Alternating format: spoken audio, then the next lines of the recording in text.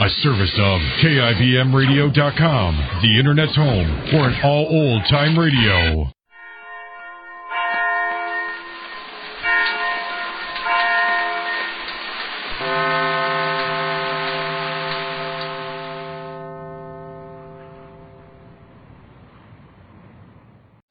Portions of the following program are transcribed. The Kraft Foods Company, makers of Kraft Quality Foods, presents Harold Perry as the Great Gildersleeve.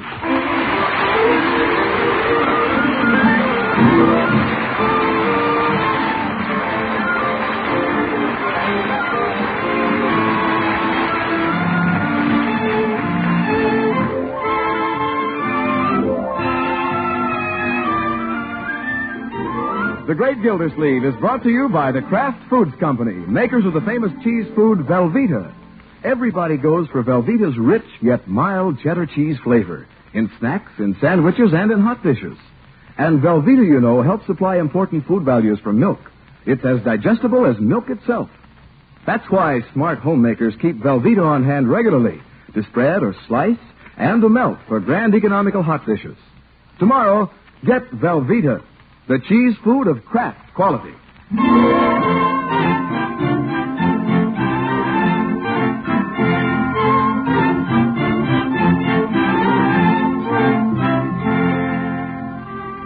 Well, the Christmas spirit has really taken over the Great Gildersleeve's house. Tinsel and bells, gifts being tucked away in every nook and corner. What excitement. The water commissioner can scarcely sleep at night. Lumpy mattress. I shouldn't have hidden Leroy's bicycle under my bed. And all the wonderful mysteries of the days before Christmas. Hidden parcels, closet doors all locked. Leroy, what you doing peeking through that keyhole? I wasn't peeking. Looking through a keyhole into a dark closet. You can't see nothing in there. Yeah, I know it. Come on, let's get a flashlight. Now it's coming on Christmas Eve. Hey, where's Doc? Is that all the presents you're putting under the tree? Well, that's all for now, Leroy. I may have a couple of other little items to bring down after you're snug in your bed. Yeah? While visions of sugar plums dance through your head. That's something I can never figure out. What's a sugar plum? Well, Make room coming through. Well, Marjorie with her little presents. Little presents is right. Holy smokes, you can carry them all in one hand. What a cheapskate. Now, Leroy. It's all right, Unky. It doesn't bother me a bit. What dinky little packages. I bet everybody gets a doily. The size of the package, my boy, doesn't mean a thing. It's the thought that counts. Yeah, I know. This is going to be the best Christmas we ever had, Unky. Well, it could be. I have a big surprise for you. For me? I know, it's a motorcycle. Yeah. No, it's not a motorcycle. It's a wonderful surprise for a wonderful uncle. Oh, Marjorie, don't hug me so tight. Whoop. I heard something crack. Were they libs? No, Leroy, 3 cigars. Oh, well, I'll give them to Judge Hooker. I'll tell him they're a new brand of cigar with hinges in the middle. For smoking in phone booths. I can hardly wait, Uncle. Now, Marjorie, I hope you didn't buy me something expensive. You'll never guess what it is. Hmm? Oh, that must be Bronco. Yeah, that's Bronco, all right. He always rings the bell like a bear was chasing him.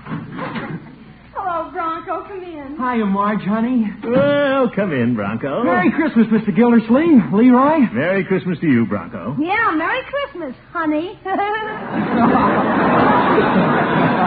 Leroy. Little brothers.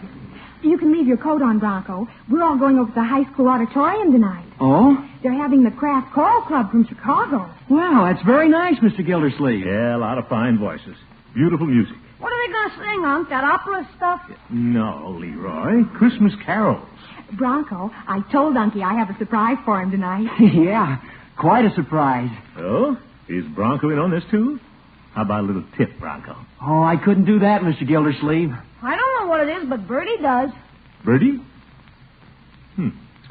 Well, you children clean up the front room. I think I'll drift out to the kitchen and have a little talk with Bertie.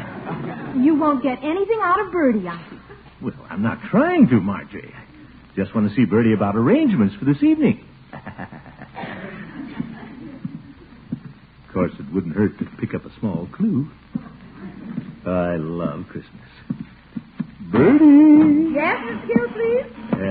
Just thought I'd come out and see if you're all set for tonight. Yes, sir. Bertie's all set. Fine. Marjorie has a little surprise for me this evening. Yes, Of course, I know what it is. yes, sir. I'm sure you know what it is, too, Bertie. Yes, sir.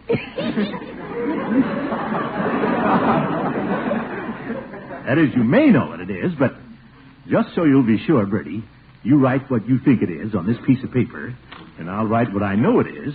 Then we'll exchange pieces of paper. All right, Mr. Gilsleeve, here's my grocery pencil.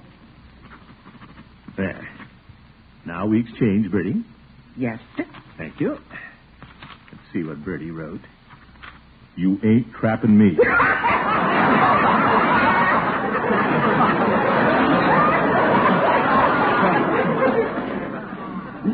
Let's face it, Bertie. Marjorie's gone out and bought me a very nice present of some kind, and I'm a little worried about it. Oh? See, I don't have anything very spectacular for Marjorie. Just the usual presents for a girl. Well, don't worry about that, Mr. Gilsleeve. Miss Marjorie ain't worried about what she's going to get this year. She's a grown-up lady now. I know, Bertie, but I've got to give her something a little bit special. After all, she has this big surprise for me. Pretty late to go buying anything now, Mr. Gilsleeve. Yeah, that's right. By George, Bertie, I just had a great idea. You remember a long time ago I said when Marjorie grew up, I was going to give her my mother's diamond ring? Yes, sir. I was going to surprise her with it on her next birthday. But what's wrong with Christmas? There's nothing wrong with it. Absolutely nothing. I'll do it, Bertie. I've got the ring up in my dresser drawer. I'll go down to Mr. Peavy's and get a fancy box for it. Oh, that sure will please her. You bet. Now, Bertie, don't you say a word about this to Marjorie. No, sir. I ain't tell nobody nothing. Don't you even give her a little hint. I ain't tell nobody nothing. Fine. What time is dinner? I ain't tell nobody. Oh, I mean 6 o'clock. Good old Bertie.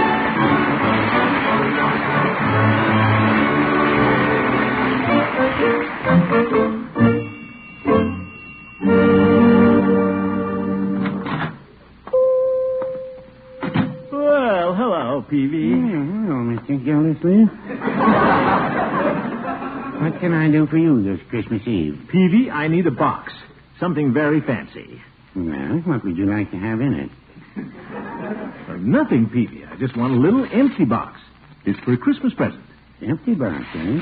You're playing a little practical joke on somebody, are you? No, Peavy, it's for a ring. I want a box for a ring. Oh, well, why didn't you say so? Do you have one? I don't think so. Peavy, you must have something around here. There's a lot of little boxes there in the showcase. Those are all full of cold tablets. Oh, for goodness. How about an aspirin box? You could take the aspirin out. Peavy, this is Marjorie's Christmas present. I'm giving her my mother's diamond ring. Most wonderful surprise of her life. Now, come on, Peavy. Well, I think I can find you something. Attaboy. Look at this ring. Isn't that a beauty? My. I've just been waiting for Marjorie to grow up so I could give it to her. It makes me feel a little old, Mr. Gildersleeve. Huh?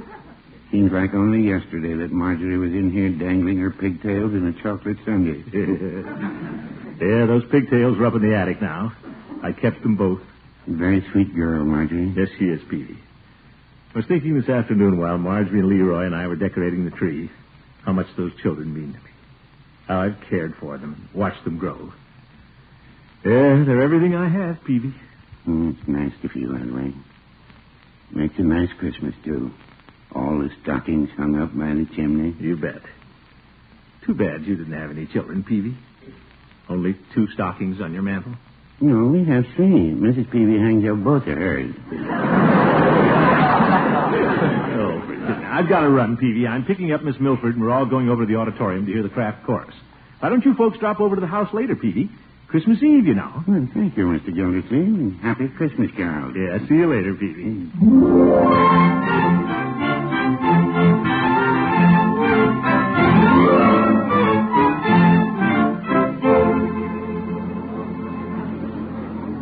Well, the auditorium's almost full. Yeah, let's sit down here, Catherine. Thank you, Throckmorton. Oh, you look lovely this evening. Thank you. I feel like a debutante with this corsage you sent me. Well, what the heck? It's Christmas. I gave the florist $3.75 and told him to shoot the works. Who's that? Look up here on the roof. Leroy! Oh, no. Where is he? Way up there in the balcony, eating peanuts. Leroy, watch those shells. Oh, look, there's Bronco and Marjorie. Yeah, you can't miss Bronco. What a moose. Aren't they cute together? Yeah. You care to put your coat over the back of the seat? Get it off your shoulders? Thank you. Nice evening gown.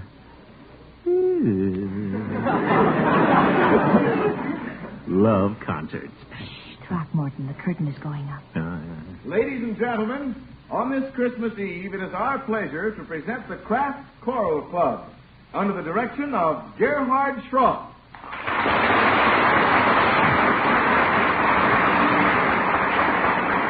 Well, fine-looking group, all in tuxedos.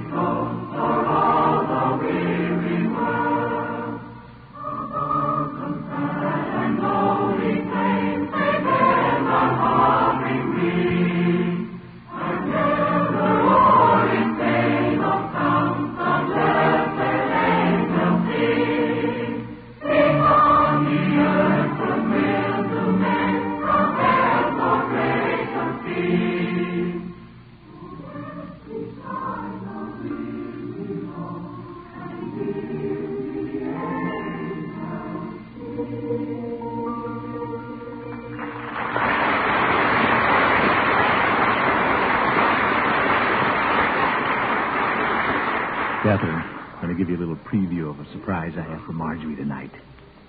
What do you think of this? Oh, what a gorgeous ring. I beg your pardon. Excuse me, please. Oop, the judge, late again. Well, Gildy. Good evening, Miss Milford. Good evening, Judge Hooker. Sit down, Judge. You're interrupting something important. I am? Oh, are you presenting your lady fair with a ring? Oh, for... Judge, please. This is Throckmorton's gift to Marjorie. Yeah. Horace, why don't you drop over after the concert and watch Marjorie's eyes light up when she sees this, huh? Thank you, Gildy. I'll be happy to. Yeah, the Peavies are coming over. They're about to sing again, Throckmorton. Yeah, I'd invite all the Kraft singers, too, but I'm afraid Bertie might run out of cheese and crackers. Throckmorton, hush. Oh, yeah.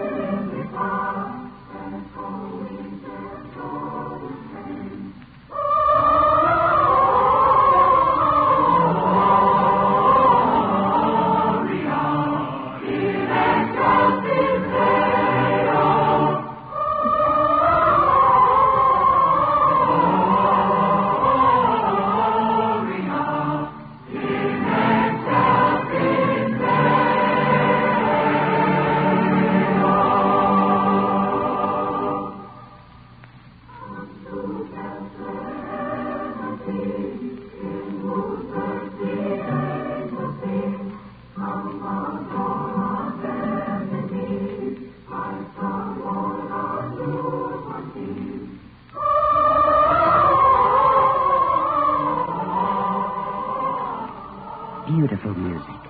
I think this is the best part of Christmas Eve. Very nice, Judge. Wait till we get over to our house and Marjorie starts opening her presents. Oh, brother, I can hardly wait.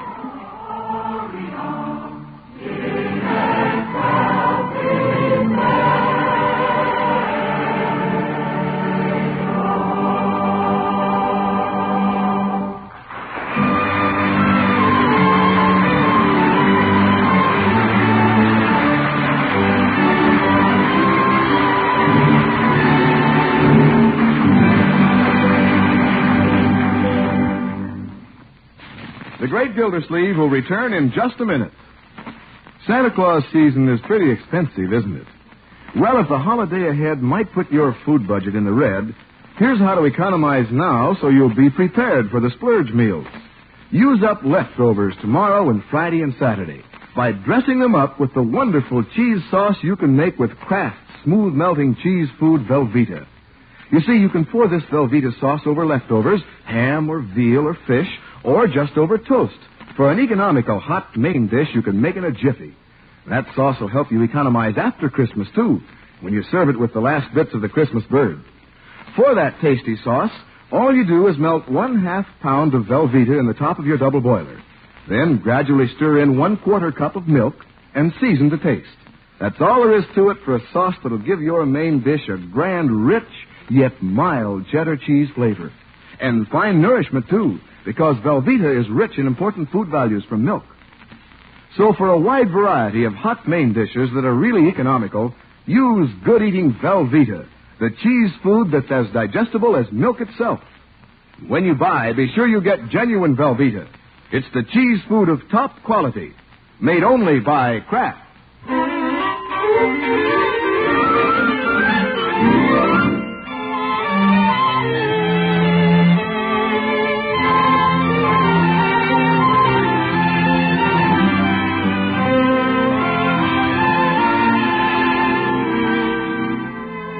Well, the folks have just come home from the Christmas Eve concert, and it's getting close to the big moment the Great Gildersleeve has been waiting for. Marjorie, you and Catherine come over by the fire. Bronco, why don't you throw another log on? What? Oh, sure, Mr. Gildersleeve. Bronco, that's the footstool. I'm sorry, Mr. Gildersleeve.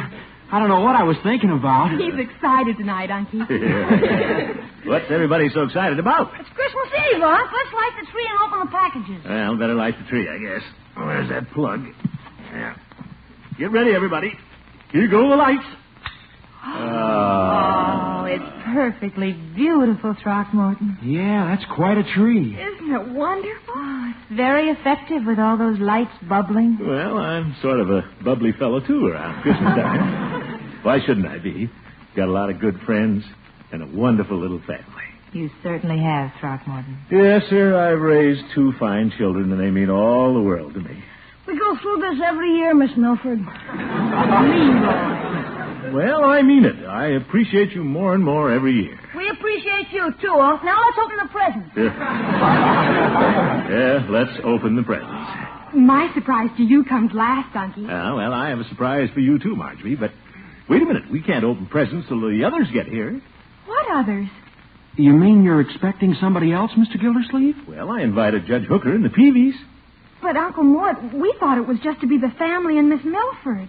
Yeah, that's what we thought, Mr. Gildersleeve. Well, Marjorie, I sort of wanted the Judge and the Peavies to see what I have for you. Yeah, what's wrong with having them over at Christmas? They always bring presents. Leroy is being very practical about this. Yeah, Christmas to Leroy is like bank night. Yeah. Bronco, let's bring some more chairs into the dining room, huh? Say, where's Bronco? Did he fall in the fireplace? I think he went in your den, Unky. Oh? Mr. Gildersleeve, Yes, Bronco? may I see you for a minute? Certainly. Excuse me, everybody. Deck the halls with boughs and holly. Do you mind if we close the door, Mr. Gildersleeve? Close the door? Is it that secret? Well, it's about the surprise Marjorie was telling you about. Well, don't tell me now, Bronco. I want to wait for it. I think I should tell you, Mr. Gildersleeve, before the others come. Huh? What difference does that make? Well, we planned this for just you and the family. Marjorie and I were going to stand up by the tree hand in hand and give you your surprise. Cute, cute. I was going to make the speech. You? A speech? Yes, sir. I was going to tell you that Marjorie and I want to be married. Married? Well, sure, maybe sometime, Bronco. Not sometime, Mr. Gildersleeve. This is definite. I'm asking you if I may marry Marjorie. Marry Marjorie? Little Marjorie? So, this is her surprise, eh? I love her, Mr. Gildersleeve. Yes. And Marjorie loves me. That's pretty important. Yeah, I guess it is. We've been thinking about it for a long time. I guess it's sort of sudden to you, but... Well, what do you think, Mr. Gildersleeve? We aren't going to do anything hasty, sir. We weren't even planning it until spring. Late spring. June, maybe? That's long enough to wait. Don't you think so, Mr. Gildersleeve? I've never thought about it at all. Well, you'll probably get used to the idea of not having Marge around by then. Wouldn't you? I've been saving my money. In fact, Marge and I aren't giving each other much for Christmas. We're looking ahead. I want to be able to take good care of Marjorie, Mr. Gildersleeve. Of course, we wouldn't do anything without your permission. So, what do you think, Mr. Gildersleeve? Bronco, I think the other guests have arrived by now.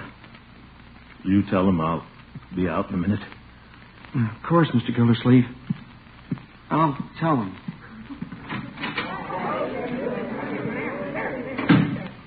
Little Marjorie. Can't believe it. Just can't imagine this house without her. Couldn't bear to go into her little room again, where I used to tuck her in, read her bedtime stories, care for her when she had measles, chickenpox. I've worked and sacrificed to raise Marjorie.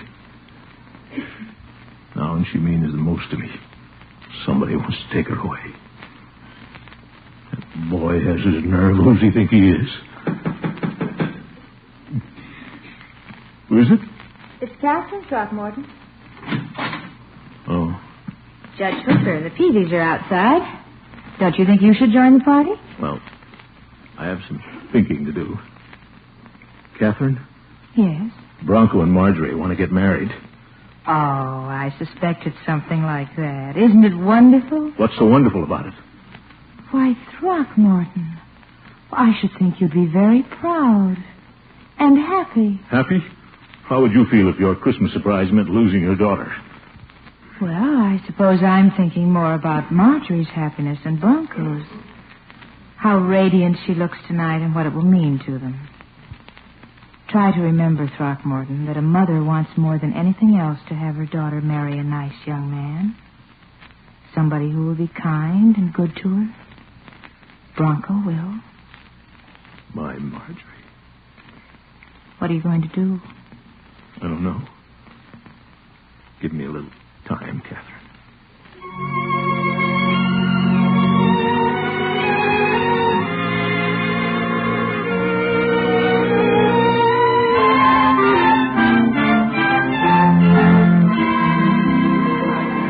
Anybody want more cocoa and popcorn balls? Oh, no, thank you, Bertie. Gosh, where's Unc? It's time to open the presents. Now, Leroy, let's not be impatient. Unc has a present under the tree for you, Judge. Yes? Where is Gildy? Of course, when he comes out, he ought to start handing out to the little kids first. Well, they say age before beauty, Leroy. Perhaps Peavy should receive his present first. He's the oldest man here. Well, no, I wouldn't say that. Marjorie, while we're waiting for the Lord of the Manor, perhaps you'll play the piano for us. Oh, Judge, I couldn't. I'm too excited tonight. Oh, here comes Mr. Gildersleeve. I'm sorry if I kept everybody waiting. What have you been doing, Gildy? Hibernating in your den? Come on, Unc. I want to see what Santa Claus brought. Yes, it is time to pass out the presents, isn't it? Leroy, we'll start with you. Here you are, my boy. Oh, boy, thanks, Unc. And Bertie, here's a package with your name on it. Thank you, Mr. Gilsleeve. Old Santa Claus never forgets Bertie. Now we come to Marjorie. I said I had a special surprise for her tonight. Oh, that's very nice. A number of years ago, my mother gave me her engagement ring. I guess she secretly hoped that someday I'd give it to a girl and start a little family. Well, I have a little family. A fine niece and nephew. But I haven't been very lucky on the other score. And so this Christmas, I thought I'd present my mother's ring to Marjorie. Oh, Unky. Splendid idea. But something has happened tonight which forces me to change my plans. Instead of giving the ring to Marjorie, I want to give it to Bronco to give to Marjorie. Me, Mr. Gildersleeve? You want me to give it to her? Here, Bronco. Read the card. To Marjorie, for always, from Bronco. Bronco is joining our little family. Oh, Unky, thank you. Thank you. Thank you, Mr. Gildersleeve, very much. We hadn't planned to have an engagement ring. I hope you'll be very happy, both of you. Let me shake your hand, my boy. So happy for you, Marjorie. Gosh, Unc, is Marjorie leaving us? Well, let's not talk about that now, huh, my boy? Bertie, isn't it time for your little Christmas song? Yes, sir, if Miss Marjorie feels like playing the piano. I never felt more like it in my life. Fine. This is a little lullaby Bertie always sang to the children since Marjorie was this high.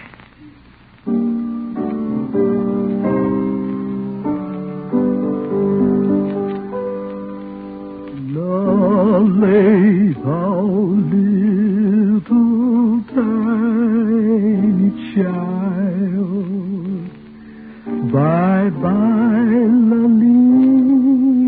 lolly,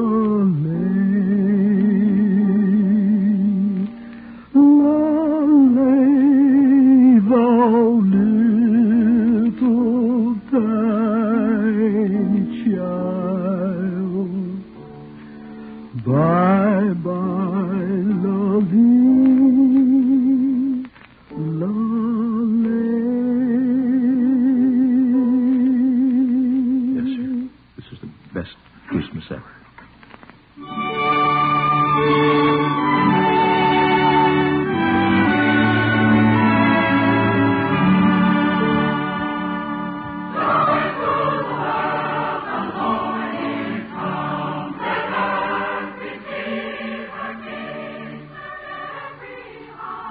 Mr. Harold Perry steps out of his role as the great Gildersleeve to wish you all a very Merry Christmas. You know, we don't often get a chance to tell you listeners how much your enthusiasm and support mean to the group of people who bring you this program every week. But we mean very sincerely that if hearing the program gives you one half the pleasure that bringing it to you gives to us, we're more than satisfied. We're glad that we have this opportunity to come into your homes and wish you all the joys and blessings of the holiday season. So it's a Merry Christmas to all of you from all of us. Walter Tetley, Leroy, Mary Lee Robb, Marjorie, Lillian Randolph, Bertie, Earl Ross, Judge Hooker, Kathy Lewis, Katie Milford, Dick Crenna, Bronco, and Dick LeGrand. Mr. Peavy. Yeah.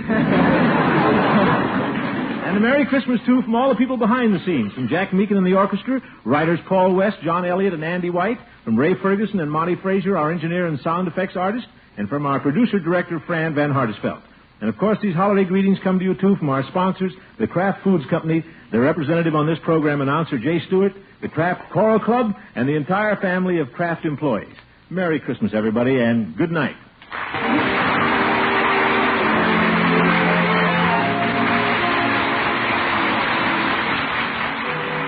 Ladies, Pabstet, the delicious cheddar cheese food, is offering you a knife of 100 uses, the Super Slicer. It tears faster, slices cleaner, removes olives and cherries from bottles in a jiffy. It's the handiest kitchen knife in years. And you can get this knife for only 25 cents and the top label of a round package of delicious Pabstet cheese food or the red arrow from the top of a 2-pound Pabstet loaf. Send your Pabstet label and your quarter tonight to Phoenix Pabstet, Box 5239, Chicago 77, Illinois. Please print your return address.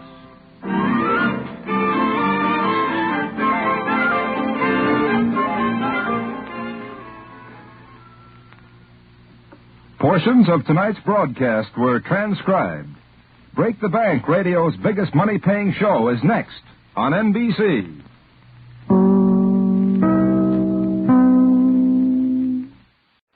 The The Kraft Foods Company, makers of Kraft Quality Foods, presents Harold Perry as the Great Gildersleeve.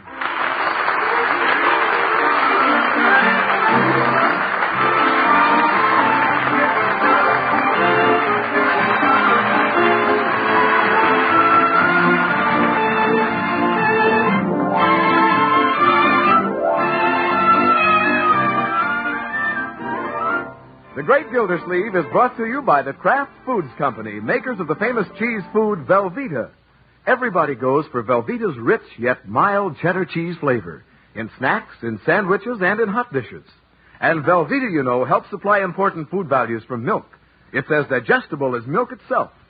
That's why smart homemakers keep Velveeta on hand regularly to spread or slice and to melt for grand economical hot dishes. Tomorrow, get Velveeta, the cheese food of Kraft quality.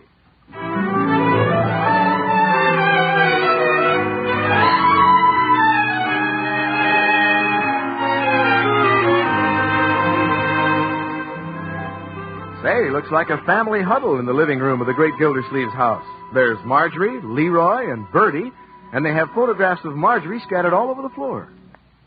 How do you like this one, Bertie? Oh, that one's real good. It shows off your eyes. I like this one with a big face. Looks like you had a mouthful of walnuts.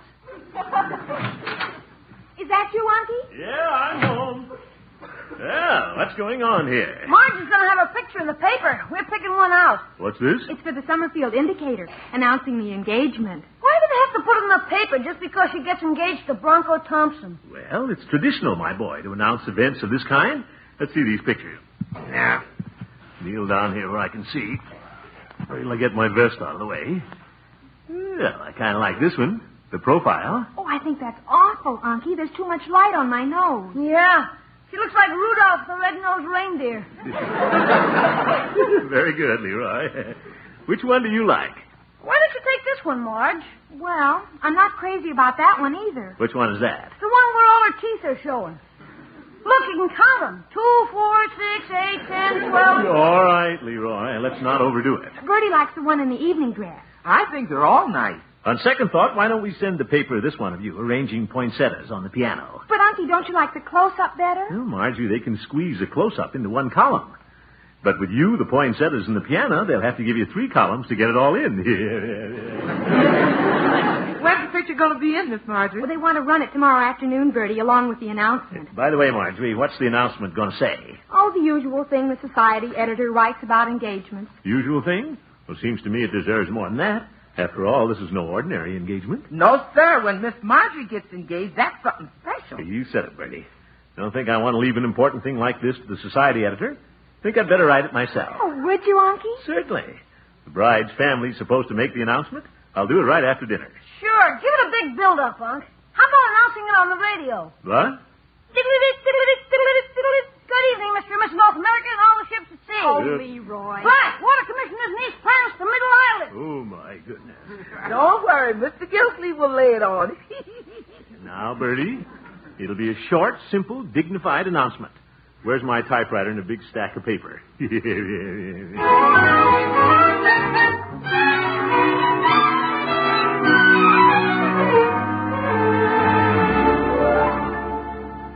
Well, we'll see here how does the society page handle these things. Yeah, here's a pretty bride to be.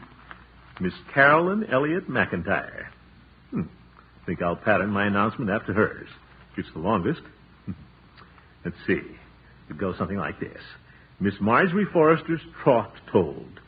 Wedding to Mr. Bronco Thompson set for late spring. Bronco doesn't sound right. Better use his real name. What is it? Oh, yes. Walter J. Thompson. Yeah, here goes.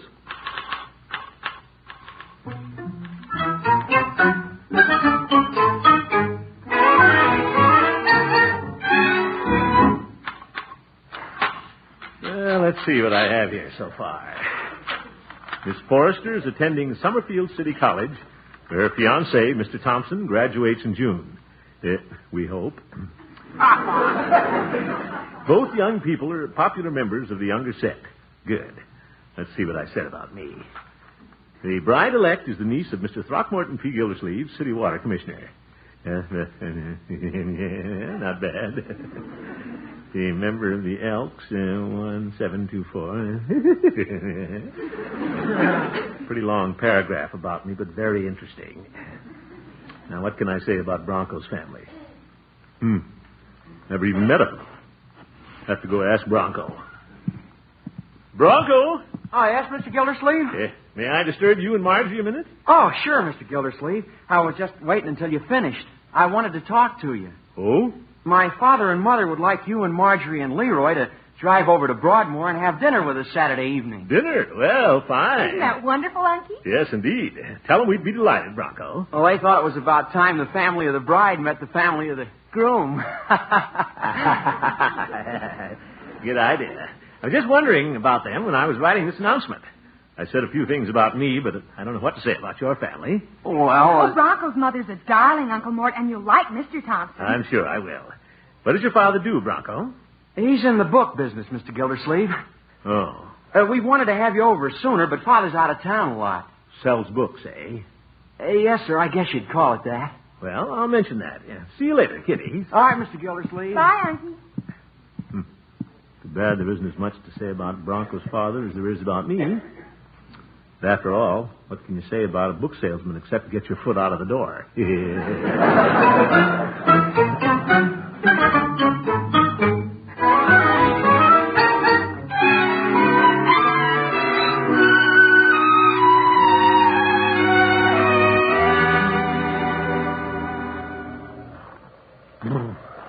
Cold out here. Where is that paper boy? Hey, Unc, what are you standing out in the snow for? If you must know, Leroy, I'm waiting for the paper boy. What a character. That must be the boy coming around the corner. Sounds like his motor scooter. No, Judge Hooker's car. Why doesn't he get that old cement mixer fixed? Hello, Gildy. Hello, Judge. Why are you standing out in the cold, Gildy? Play snowman? Watch it, Hooker. You'll get a snowball right through your isinglass curtain. I should think you'd be in toasting your toes by the fire. Waiting for the paper boy, Horace. Marjorie's engagement is announced this afternoon. It is? Yeah. Picture of Marjorie and a nice little write-up about the families. Well, I'd like to wait and see it, Gildy, but I'm afraid to let my car stand too long. It's hard to start in cold weather. Yeah, I can see that. Well, I've got a duplicate copy of the announcement right here, Judge. It just so happens. You have? Yeah. Wrote it myself. Miss Marjorie Forrester's trough toad. Isn't that exciting, Gildy? No wonder you just can't wait for the paper. Yeah, go ahead and read it, Horace. Yeah.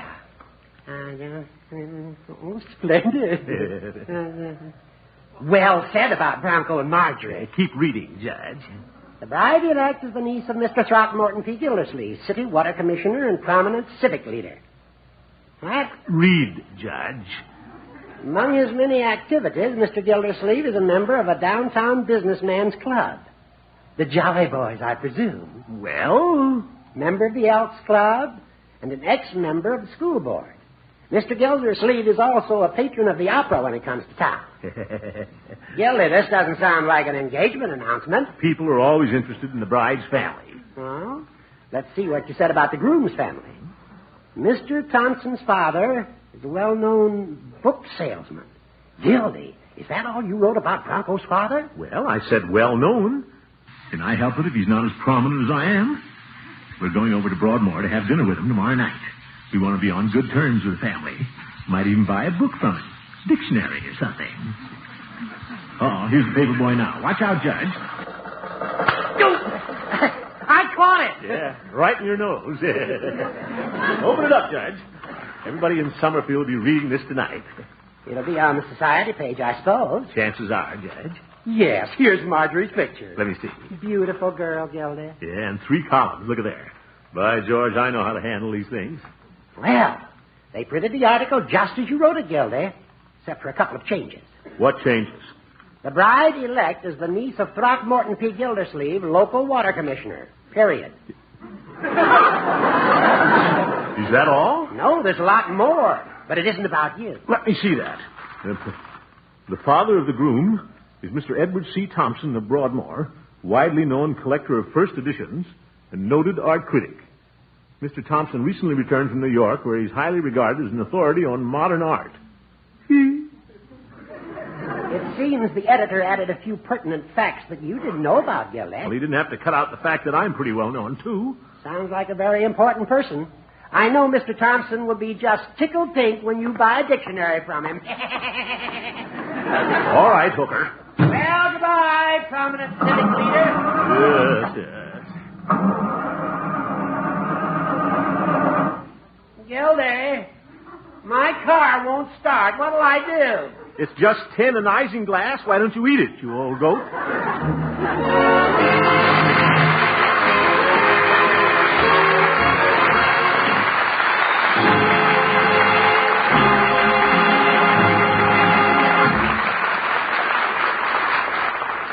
The Great Gildersleeve will be back very shortly. Now with the youngsters back at school, things are getting back on schedule. And many of you mothers find that a basketball game schedule has come up on your social calendar. Here's just the thing to serve that hungry gang when they come trooping in from the game. And it's easy if you have in the house some of those long Frankfurter rolls and a 2-pound loaf of Kraft's famous cheese food Velveeta. Now here's what you do. Split the Frankfurter rolls and spread them with Kraft mayonnaise or Kraft mustard. Then fill them with good, thick strips of Velveeta with the rich yet mild cheddar flavor everybody likes. Brush the tops of the rolls with melted Parquet margarine and pop them into a moderate oven just long enough to melt that Velveeta to a marvelous bubbling gold. Serve piping hot and listen to your teenagers call you a mighty sharp hostess. And mighty sharp is right, because like milk, Velveeta is rich in important food values growing youngsters especially need. And it's digestible as milk itself, too. Velveeta is a treat food that's good for the gang. So keep stocked with the 2-pound loaf that can help you so many ways. Tomorrow, get wholesome, helpful Velveeta.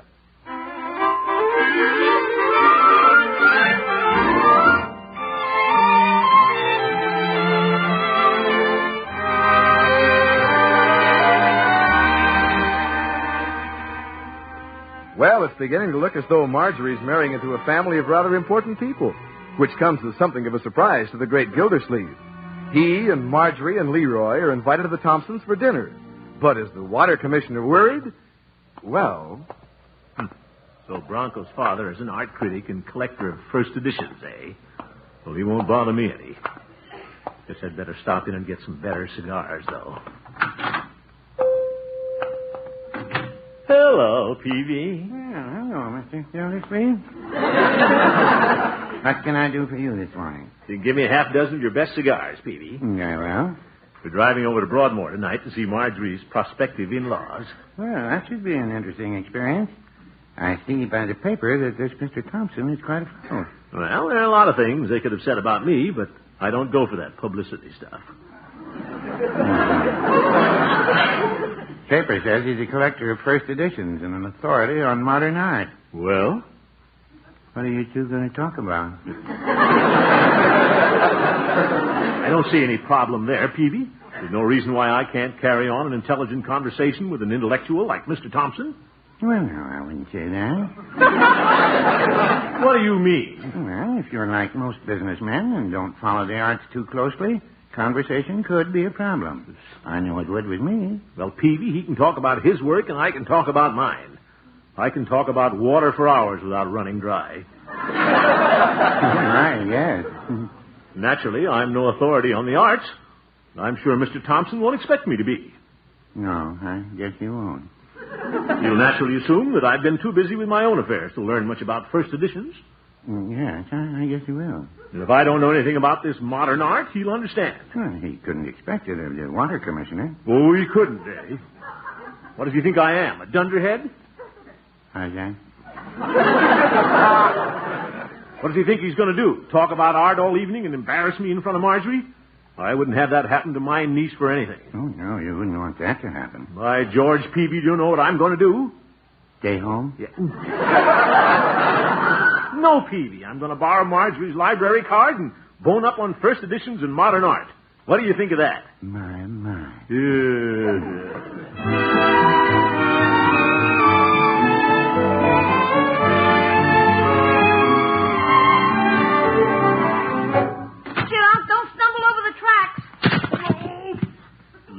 you've got your model railroad running all over this house. Yeah. Marjorie! Here I am, Unky. I'd like to borrow your library card, my dear. Why do you want my library card? Well, because I'm going to the library. You go to the library, Unc? That's what I said, Leroy. Imagine a grown man going to the library. There's nothing so unusual about that.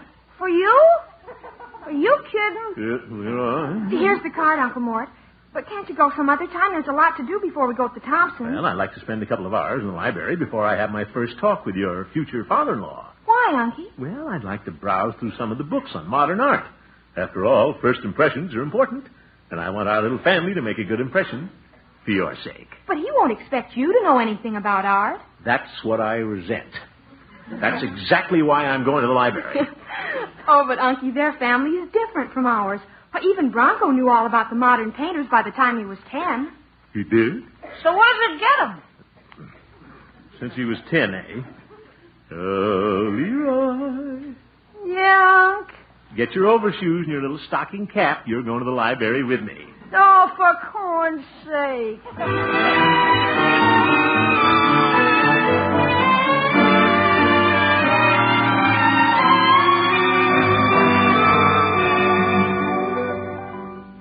Will you hook up my dress, Bertie? Come in, Miss Marjorie. I wonder what's keeping Uncle Mort and Leroy. It takes a couple of hours to get to Broadmoor, and we'll have to hurry. They just came into the driveway. Mr. Gillsleeve sure is cute the way he wants to make the right impression on them in-laws. Oh, yes, Unky's a dear. Well, we're back. We haven't much time, Unky. You and Leroy will have to hurry and dress. Sorry we're a little late, my dear, but I feel the afternoon was well spent. It was spent all right. Now, my boy, we learned some very important things. I think Degas, for example, is best known for his ballet girls. And Picasso was perhaps the most original of the modern school. Unky, it's Picasso. Yeah, well, he was very good, though. When he painted a profile, Marjorie, he put both eyes on the same side of the head, like a halibut. That's the way Leroy used to draw. Both eyes on one side of the head. Well, that's what they call impressionistic, Bertie. Yes, sir. Leroy, put that old train away. You have to get dressed. Come on, Leroy. We don't want to be late. You can take your bath while I shave. Another bath? And for heaven's sakes, Leroy, watch your table manners. I always do. Yes. And when we leave the Thompsons, my boy, don't forget to tell them that you enjoyed the evening. Gosh, if everybody's so worried about how I'm going to act, maybe I'd better stay home and play with my train. Mr. Gillsleeve's just anxious for you to make a good impression, Leroy. He don't want to start off on the outs with the in-laws. Well, run for the tub, Leroy. I'm going. Chum. Oh, that boy. It's a good thing Bronco's folks can't see us now.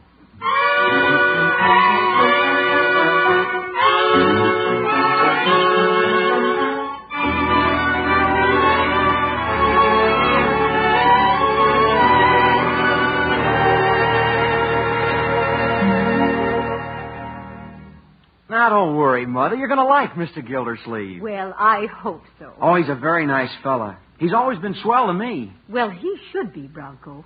You're an exceptional boy. Oh, Mother. Isn't he, Edward? Oh, yes. Who? I'm talking about our Bronco. Oh, yes, of course. What about it? Nothing, Father. Mother was asking me about Mr. Gildersleeve. Oh, yes, the Summerfield Water Commissioner. Well, if he's anything like his charming niece, I'm sure I shall be delighted with him. Oh, I'm afraid he isn't anything like Marjorie. Like I told you, he's a little on the chubby side. Oh, dear. And Marjorie's so slender now. I do hope excessive weight doesn't run in the family. You know, Martha, it's a matter of some concern to me that we may not find a common ground for conversation this evening. Oh, stop fretting, Edward. You know how fascinating you can be when the conversation gets around to art. I seriously doubt if art interests Mr. Gildersleeve after seeing that water department calendar he sent us. Oh, I wonder if I should get it and hang it up.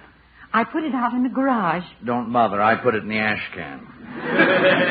See now, what can we talk about that'll interest Mr. Gildersleeve? Water? Water? Well, what's there to talk about? It's here, and that's all there is to it.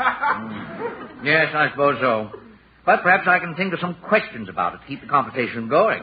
After all, we want to be cordial. Oh, there they are. I'll go to the door, Mother. Water. Well, we'll just make the rest of it. Hello, Marge. Hello, Bronco. Well, good evening, Mr. Gildersleeve. Leroy. Hi. Yeah, good evening, Bronco. Oh, come in. I want you to meet my mother and father. Well, that's why we came over, isn't it, Leroy? Yeah, that's for dinner. Hello, Mrs. Thompson and Mr. Thompson. Marjorie, it's so nice to see you, dear. Good evening, my dear. And now, Mother, Father, I'd like to present Mr. Gildersleeve. How do you do, Mr. Gildersleeve? We're delighted to meet you. Yes, indeed. Welcome to our home, Mr. Gildersleeve. Well, thank you both. I've looked forward to meeting you. And this is Leroy. Oh, so this is Marjorie's little brother. How are you, Leroy? Hi. Hello, Leroy. My, what a splendid little man. Yeah? Thanks. Let me take your coat. Thank you, Bronco. Marge, you can help me. Then I want to show you a new record album I have in the library. All right. Mother, will we have time to play a few records before dinner? I think so, dear. You and Marjorie run along. Oh, you'll excuse us, won't you? Yeah, ta-ta. Splendid-looking couple, eh, Mr. Thompson? Who? Oh, Bronco and Marjorie. Yes, to be sure. Isn't that just like young people? Can't wait to get away from the old folks. Old folks? Well, not that any of us are very old, especially you, Mrs. Thompson. I'm sure that gray hair is premature.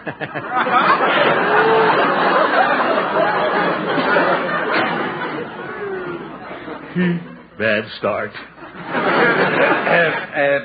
Please sit down, Mr. Gildersleeve, and Leroy. Thank you, Mr. Thompson. Can I take the chair with all the birds tattooed on it?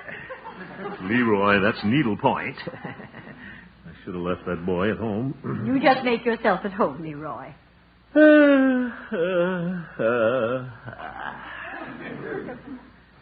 Well, here we are. Yes. Here we are.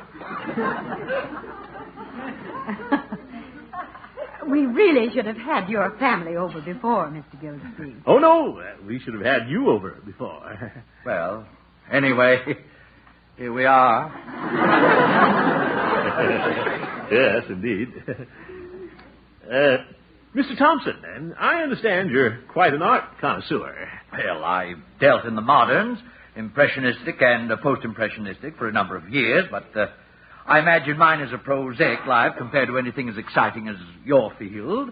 Yes, Mr. Gildersleeve. Tell us about water.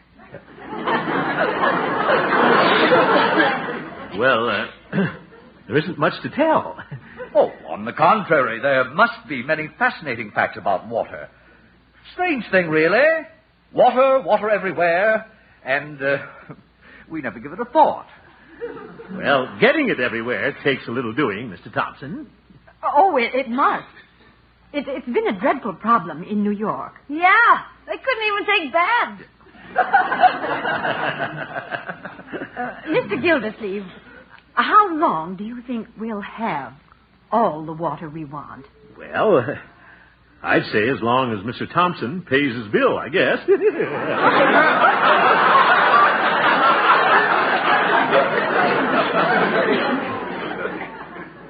Yeah. Now, about this modern art, Mr. Thompson, I think Degas' ballet girls are wonderful. The paintings, I mean. Have you seen many of Degas' originals? It's interesting, too, about Picasso. The way he paints both eyes on one side of the head. Yeah, like a halibut. Oh, I know. I should have left him home. Yes, Picasso is quite imaginative. Yeah, quite. Yes, indeed. Good old Picasso. Oh, good heavens. Mr. Gildersleeve, now, take these water shortages. How large is our world supply? World supply? Well, about this modern art. Yes, Mr. Gildersleeve. Well, oh, brother. What's that you were saying about water, Mr. Thompson? Water? Oh, Mr. Gildersleeve, I'm afraid I interrupted you. You were about to say something about modern art. I was? Well, Is it too warm in here, Mr. Gildersleeve? yes. Oh, no. Chum, chum, chum, chum, chum, chum. Woo, woo. Chum, Leroy, what are you doing? just running my model engine on the arm of the chair. Where did you get that thing? Just happened to find it in my pocket. Say, Leroy, isn't that a B&O dockside switch engine? Sure. How did you know? How did I know? Why, my dear boy, I've been a model railroad fan for years. You have? Gosh, no kidding. Hey, just a moment, Leroy. Oh, the pickup wire on your brass terminal needs a little solder. Don't you think so, Mr. Gildersleeve? Solder? Oh, yeah. Nothing like solder on the brass terminal. Say, let's all go down into the basement. I'd like to show you my model railroad. Well, fine. Love model railroads. Now, Edward, dinner's almost ready. Oh, we won't be long. Come on, Gildersleeve. Leroy? Sure, let's go. Well, this is going to be a great evening. Yes, indeed it is. Little Leroy. Bless his little heart.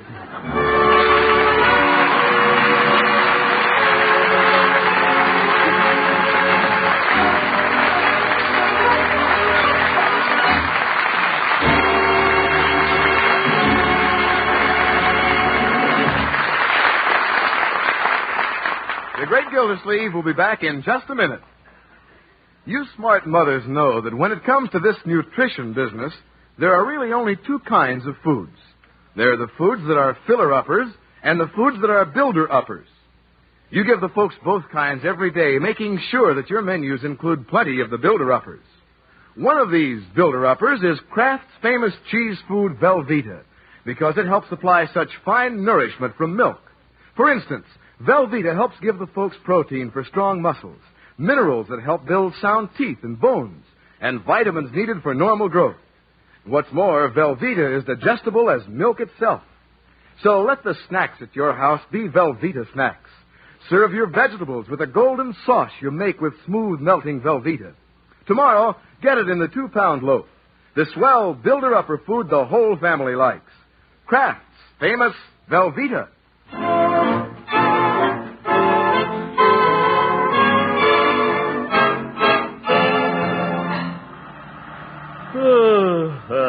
Long drive home. Gee whiz, why did you have to sit and talk all the time after dinner? Well, that's why Uncle Mort came over, Leroy, to get acquainted with the Thompsons. Yes. Gee, we could have played with the trains. All they did was talk about Bronco, and all you did was talk about Marjorie. Mm-hmm. Holy smoke, what are you going to talk about when they come to our house? I don't know, Leroy. Maybe I'll have my appendix out, and then we can talk about my operation. Good night, folks.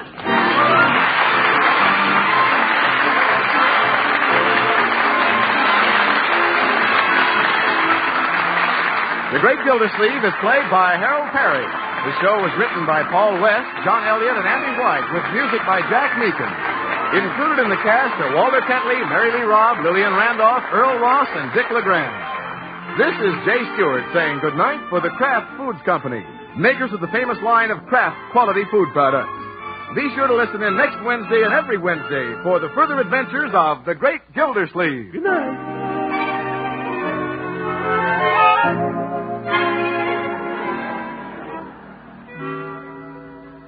Which suits your taste? Mustard that's mild, delicately spiced, or sharp, snappy mustard with zing in every bite? Either way, you like Kraft prepared mustard. For there are two kinds. Salad mustard, tangy but gentle, and Kraft prepared mustard with snappy horseradish added.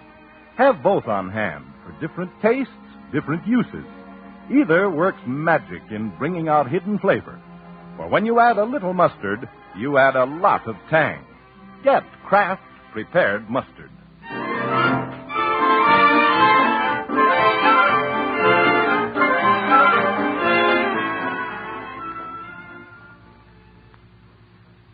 Break the Bank, radio's biggest money-paying show, is next on NBC.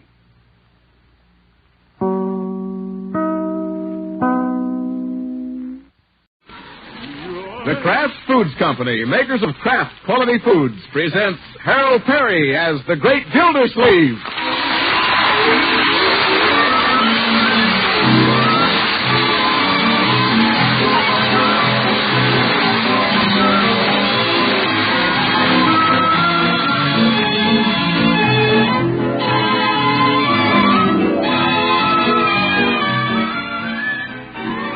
Do your taste buds sometimes go to sleep?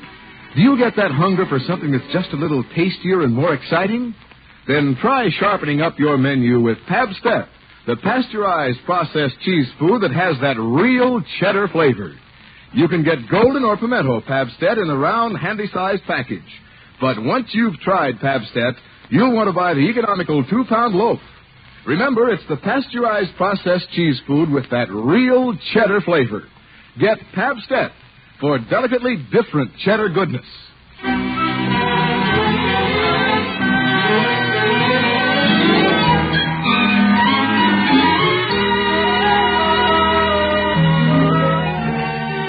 Now let's see what's going on in Summerfield.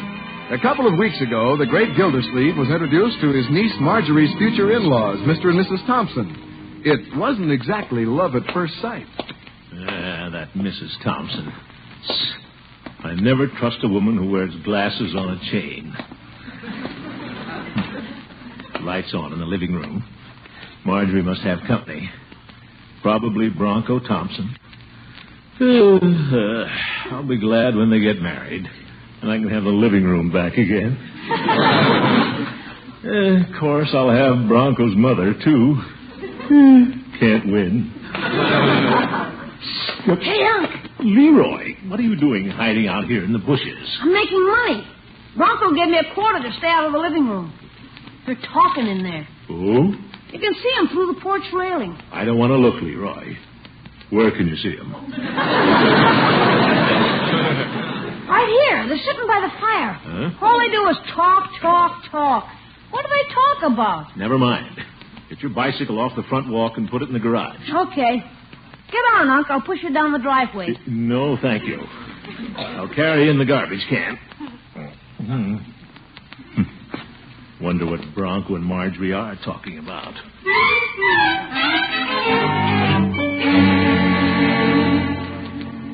Oh, Bronco, I'm so happy. Yeah, me too.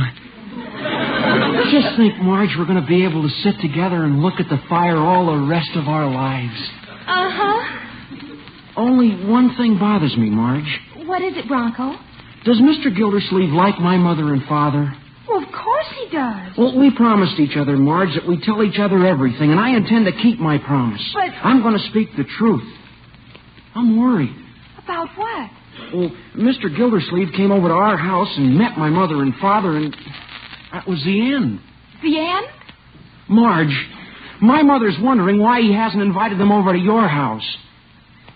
There, I said it. Bronco, I know that Unky... Well, he just hasn't thought about it. Well, you know how mothers are. They're funny about those things. Well, I know Uncle Mort would love to have them over if he knew they'd like to come. Hello, children. Oh, hello, Unky. Oh, good evening, Mr. Gildersleeve. Well, nice fire. How are you, Bronco? Oh, just fine. My mother and father are fine, too. Oh? Well, good. I was just thinking, Unky, you haven't seen Mr. and Mrs. Thompson since we went to dinner at their house. No. Guess your folks don't get into Summerfield very often, Bronco. Oh, they'd come in any time if they had some place to come to, Mr. Gildersleeve.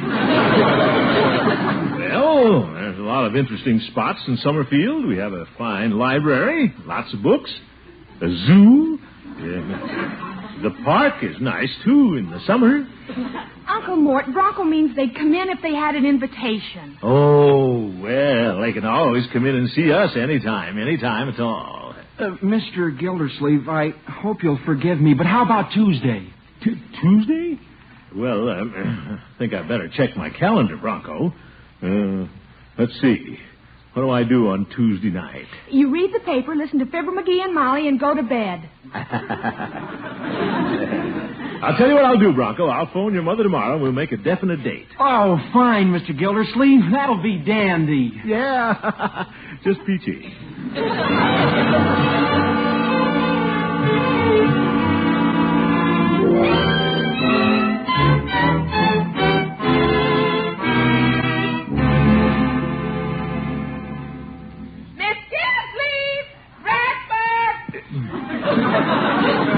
I'm coming, Bertie. Don't have to blow the plaster down off the ceiling. Hi, Unc. Good morning, Leroy. Good morning, Uncle Mort. Here's the telephone. What? The Thompsons' number is Broadmoor 663. Oh, for Marjorie, I can't call Mrs. Thompson on an empty stomach. No, you gotta use the telephone.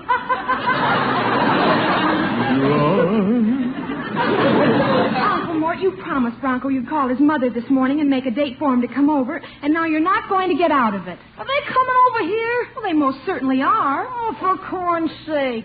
Marjorie, the Thompsons aren't even out of bed yet. I can't invite them over to dinner before breakfast. Well, they've had breakfast. Mrs. Thompson gets the family up at 6:30.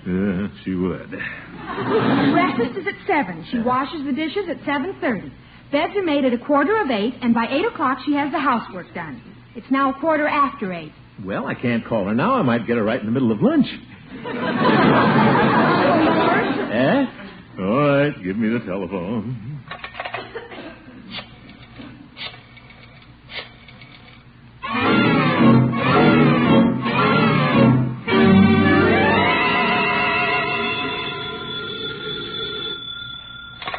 Hello?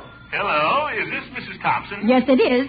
Well, guess who this is? Good morning, Mr. Gildersleeve. Good morning, Mrs. Thompson. I was telling Bronco last night I'd like to have you folks come over some evening and have dinner with us. Thank you. Edward and I will be very happy to come. Well, good. How about Friday? No, I don't think we can possibly come Friday. You can't? Well, that's too bad. We're all looking forward to seeing you. That's the way things go. Better luck next time. We could make it for Saturday night. Saturday? Beg your pardon? Great. Saturday is fine. Saturday evening. Very well, and thank you, Mr. Gildersleeve. Thank you. See you Saturday. Ta-ta, Mrs. Thompson. Ta-ta, Mr. Gildersleeve. Oh, Edward. Yes, my dear. We're having dinner with Mr. Gildersleeve Saturday. Who's Gildersleeve? Marjorie's uncle. Oh, yes. What about him? We're having dinner with him. Mother, wouldn't you rather go to a good movie? No, Edward. It's the correct thing to do. I feel we owe it to our Bronco to find out all we can about Marjorie's family. Why go to dinner? Do we have to find out what they eat? Mr. Gildersleeve invited us to dinner, and it's proper that we go. I want to show Mr. Gildersleeve that we observe correct social behavior. Sounds like an uproarious evening.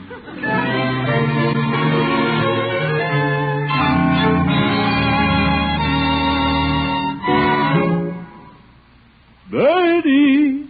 Yes, Mr. Gildersleeve? Bertie has a lot to do. You better get a pencil. Yes, sir. I want you to write these things down, Bertie.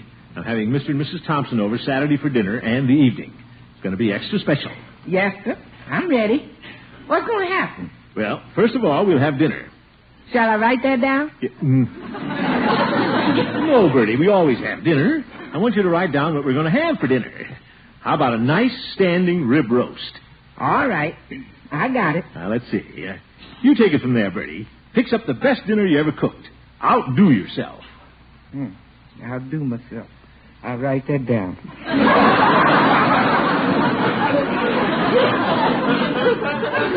Bertie taking dictation? No, my boy. I'm getting things organized for the Thompson dinner Saturday night. You're in on this, too, you know. What can I do? I'm just a little kid. Leroy, everybody has to pitch in. Now, dinner will be at 6 o'clock sharp, real deluxe. We're going to have finger bowls, 3 forks, and separate plates for the salad. Du jour. After dinner at 7 o'clock, we'll move into the library for the demi-tasse. The what? Coffee, Leroy, in little cups. Better find some little cups, Bertie. Yes, sir. I'll write that down. We haven't got a library. Well, that's an expression people use. Now, we'll go into the living room. It's sort of a library. We have some books there by the fireplace. Hi, Unky. What's all the huddle about? Hello, my dear. I'm making plans for Saturday night. It's going to be a big affair. Everything the best. Oh, Unky, I hope you're not going to a lot of trouble. Let's just have a simple dinner the way we always do. Simple dinner? I should say not. Mrs. Thompson is coming to look us over. And by George, we're going to give her an eyeful. Right in her gold-rimmed bifocals. Just wait. Yes, sir. I'll write that down.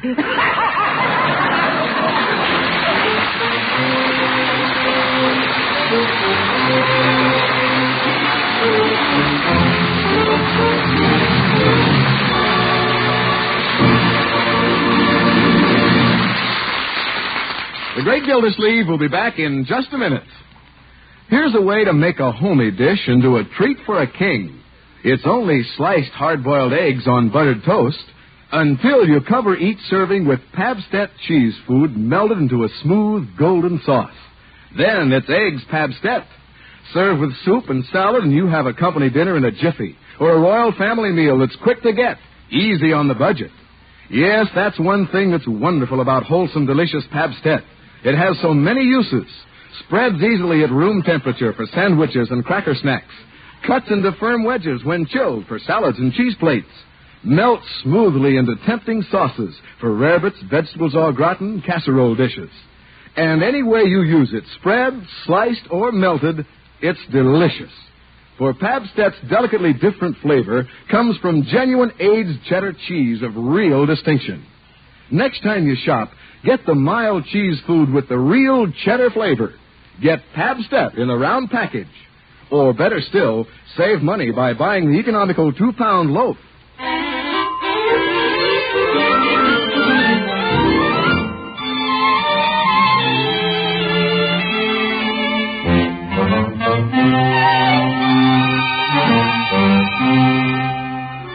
Well, this is the day the great Gildersleeve entertains his niece's prospective in-laws at dinner.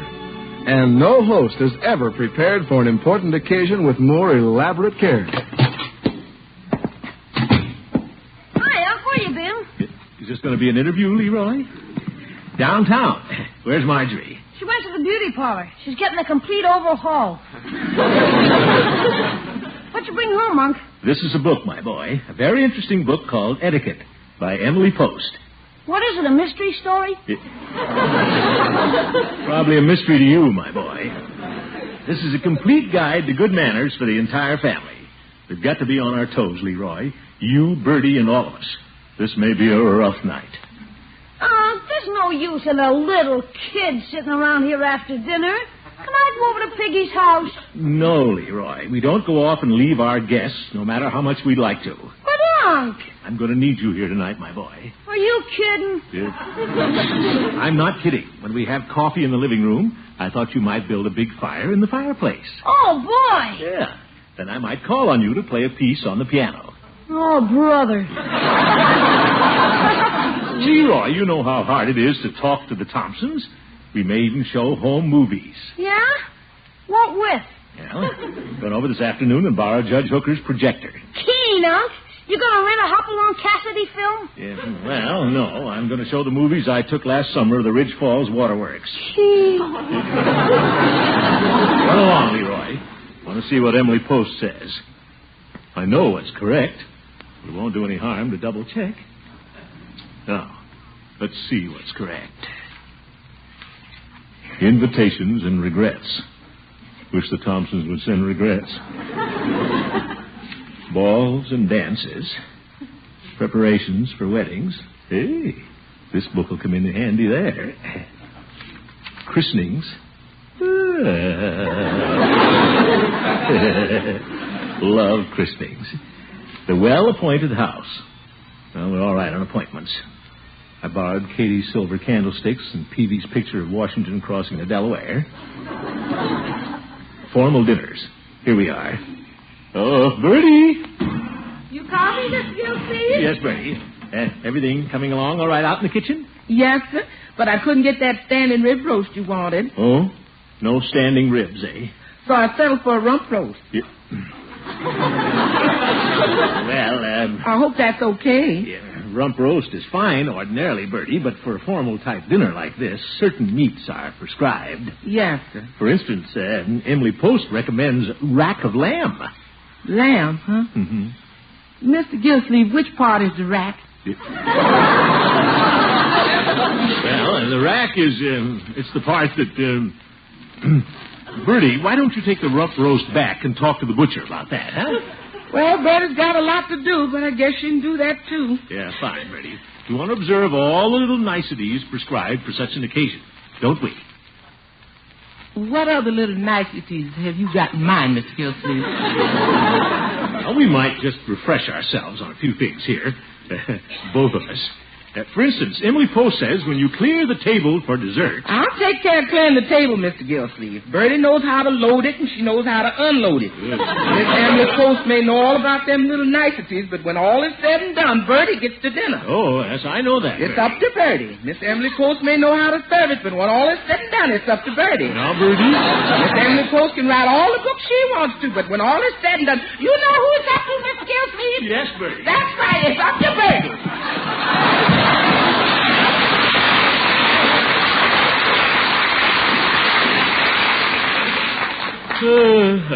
Better put Emily Post away and go over to Judge Hooker's. From now on, it's up to Bertie.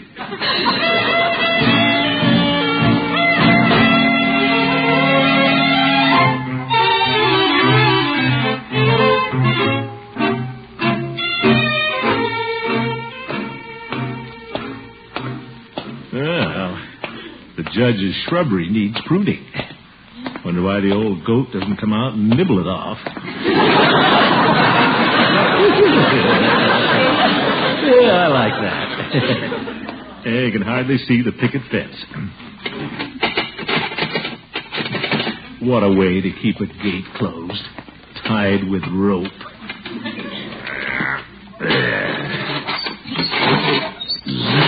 Sounds like inner sanctum. The judge will want to come over and meet the Thompsons tonight, but I'm not going to invite him. Besides, he'd hog the conversation. Oh, what a doorbell. He'll probably want me to have a cup of tea.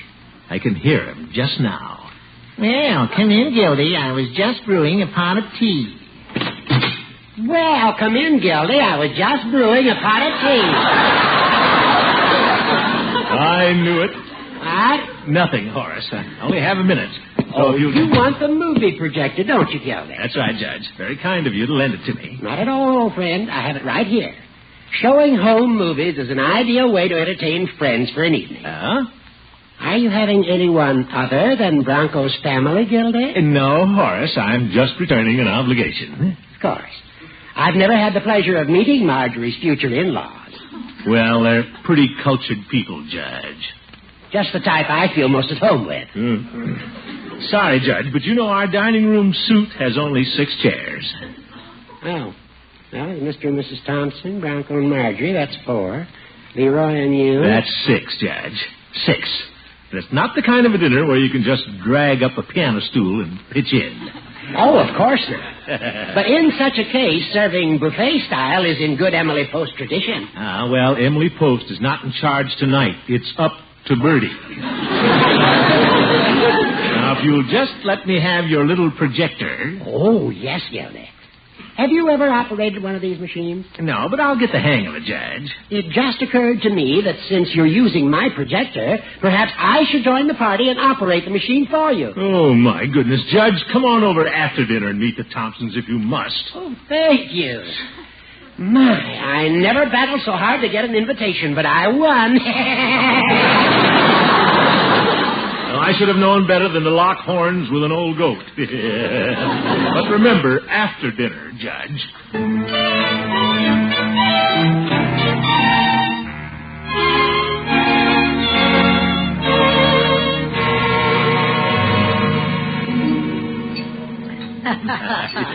Well, it's so nice having our two families together at dinner.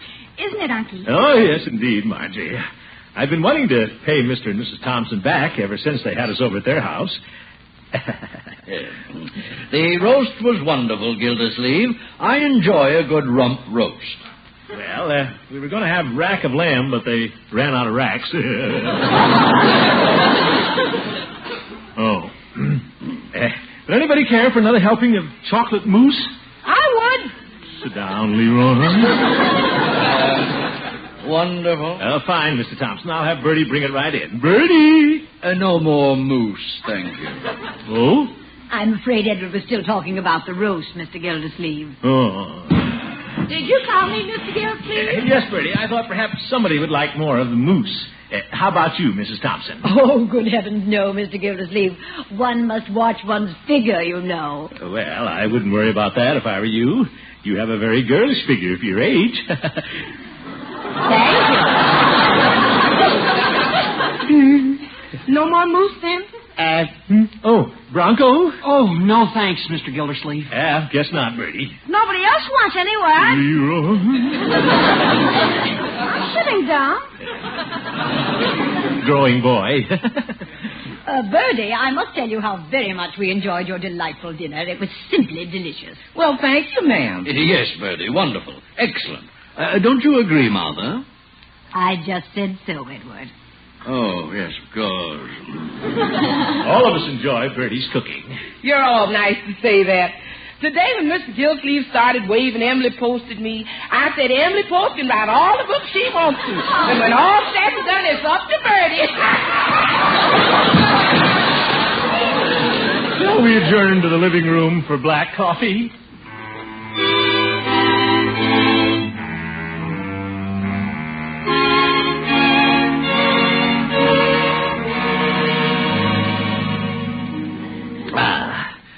Grand coffee, Gildersleeve. Yeah, I'm glad you like it. Care for a third cup, Mr. Thompson? No, thanks. What happened to the young lovers? Marjorie and Bronco went for a walk. Lucky them.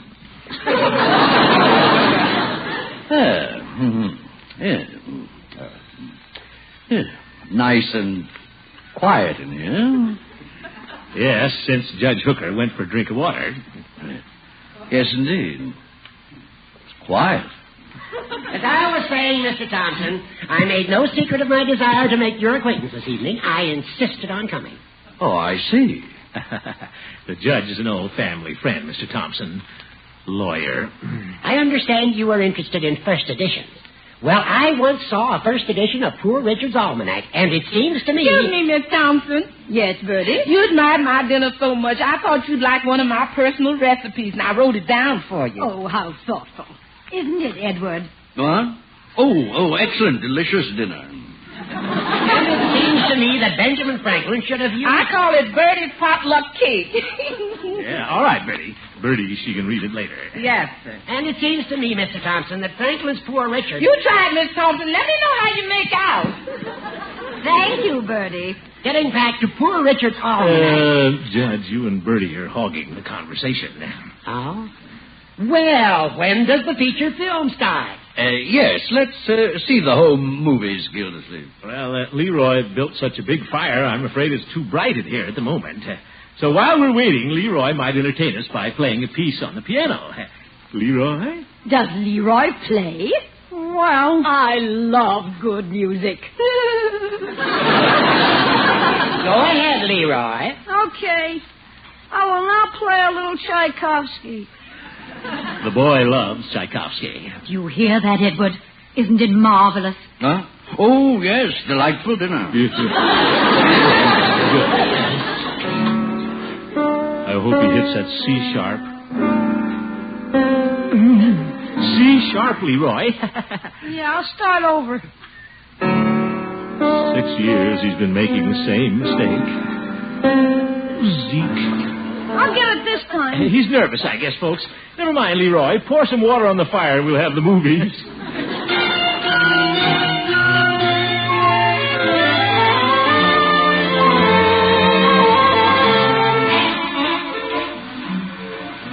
Now, this reel gets a little technical, folks. I call it the story behind your faucet. Now, watch. You know what that is? That's a close-up of a snifter valve. We use those at the water department. And there's a shot of me at my desk. I took that myself. That's why you can't see anything with my feet.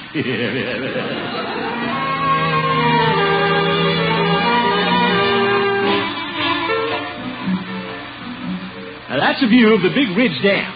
Now, look over there at the left, where the trees are. Oop, it's gone. Anyway, that was the pump house.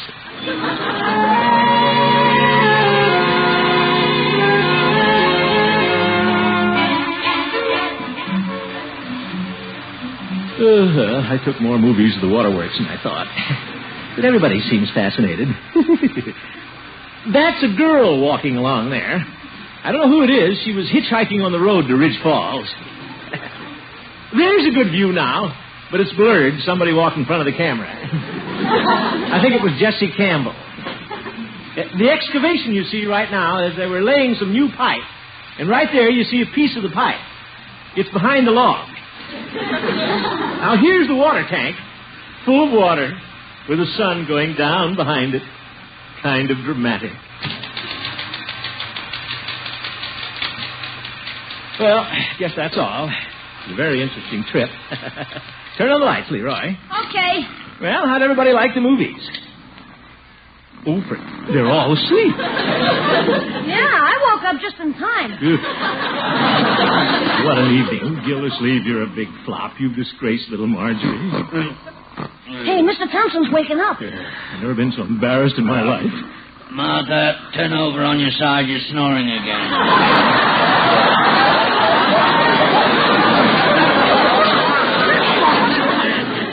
Oh, good heavens. Was I asleep? Well, you just dozed off for a second. Edward? Wake up. Wake up. Oh, yes, of course. Pretty warm in here, of course. Big dinner, too. Oh, dear. Mr. Gildersleeve, can you ever forgive us? Huh? I've never been so embarrassed in my life. How could we have done such a thing? Well, these things happen. Don't you give it a thought. Edward! For heaven's sake. Oh, yes, delicious dinner. Oh, Mr. Gildersleeve, you must think we're terrible. Now, Mother, it's all right. Oh, we've disgraced our poor Bronco. No, you haven't. Dry your tears, Mother. Who cares? It's all in the family. Kick the Judge, Leroy.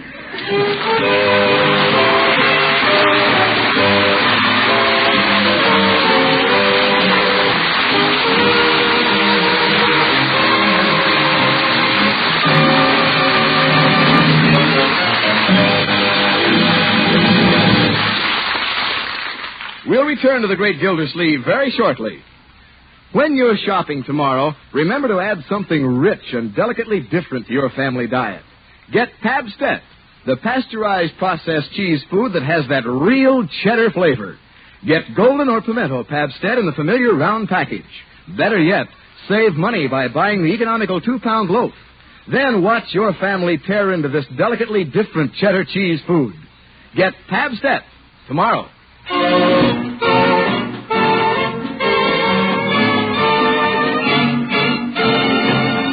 Well, good night, Mrs. Thompson. Good night, Mr. Gildersleeve. It was a lovely evening, really. Oh, yes, lovely evening. Good night, Mr. Gildersleeve. I'm Leroy. Oh, yes. Leroy, I enjoyed your singing very much. Did I sing? Leroy played the piano, Mr. Thompson. Oh, well, he's a very talented boy. Oh, dear. Edward, come get in the car. No. You want to be careful driving home, Mr. Thompson. Oh, Mrs. Thompson drives. I merely sit behind the wheel. Well, take it easy, folks. Good night, Bronco. Good night, Mr. Gildersleeve. Good night, Marge. Good night, Bronco. See you all soon. Be careful. Oh, brother, what a family. No chance of Mr. Thompson going to sleep at the wheel, though. I'll bet Martha gives him an earful on the way home. Edward! By the way, let's everybody kind of watch it when we're driving these days. Winter months make driving pretty tricky, what with slippery streets and all. Drive carefully, folks. Take your time. Don't be the cause of an accident. The person in it may be you or me. Good night, everybody.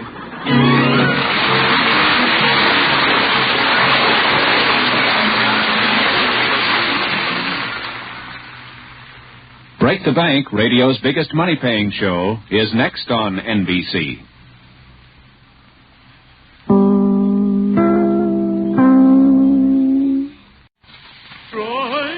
The Kraft Foods Company, makers of Kraft Quality Foods, presents Harold Perry as the Great Gildersleeve.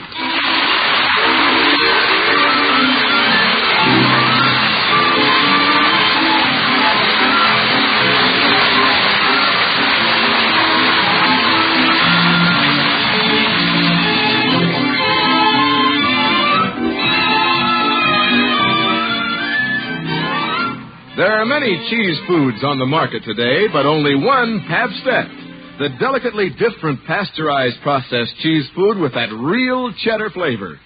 Try Pabst-ett, and your taste will tell you what we mean when we say it's deliciously different. For that rich, satisfying Pabst-ett flavor comes from aged cheddar cheese of real distinction. You can get Pabst-ett, pimento, or golden in the round handy-size package. But chances are that once you've tried it, you'll want to save money by buying the economical 2-pound loaf. Your dealer has both packages. Ask for Pabst-ett tomorrow.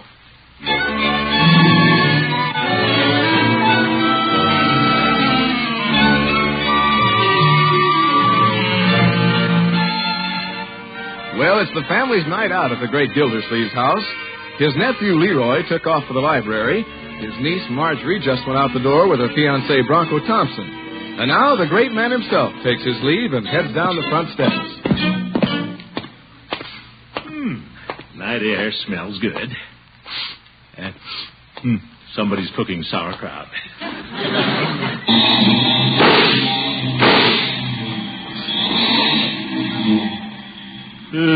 Bronco's car, always exploding.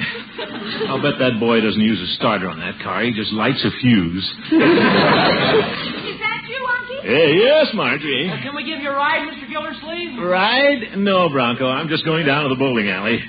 Makes a person healthy to walk, you know. Healthier than riding in that jalopy. Oh, come on, Unky. We're going to the movies. We can drop you off. No, I'll walk. Well, why not, Mr. Gildersleeve? There's plenty of room. You haven't ridden in my car since I put the floorboards in it. Yeah. Come on, Unky. Be sociable. Well, all right. The door is welded shut. You just step over it. Yeah, I know. Tight squeeze. Getting under this top and over the door. Zeef. Should have left the floorboards out. It'd been easier to crawl in through the bottom. All set, Mr. Gildersleeve? Yeah, I'm in.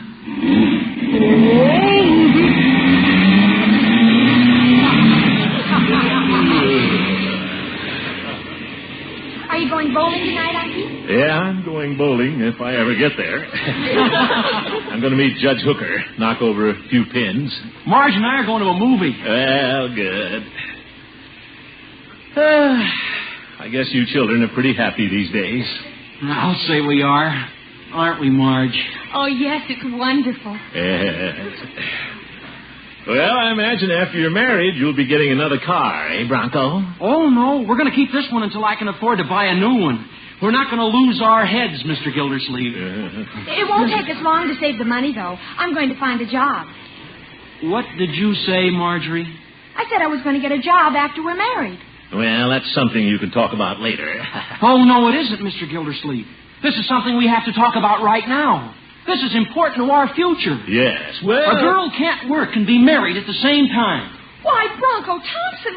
Why, that's the most idiotic, old-fashioned idea I've ever heard. Now we... A woman's place is in the home, isn't it, Mr. Gildersleeve? Well... Don't be so stuffy. Why, when people are first married, there's no reason why the wife shouldn't work, is there, Unky? Well... What do you say, Mr. Gildersleeve? Yes, tell him, Unky. Just a minute. Don't get me into this.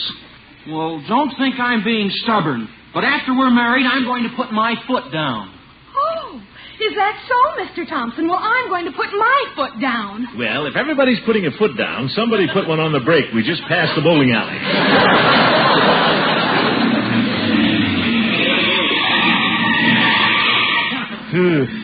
I'll get out here and walk back.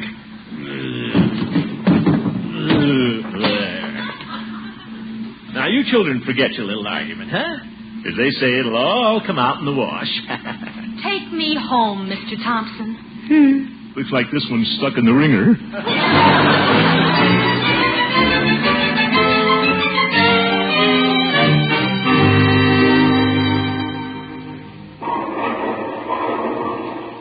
Now, where's Judge Hooker? Well, there's the girls' team from the shirt factory. Cute uniforms. Well, hello, Gildy.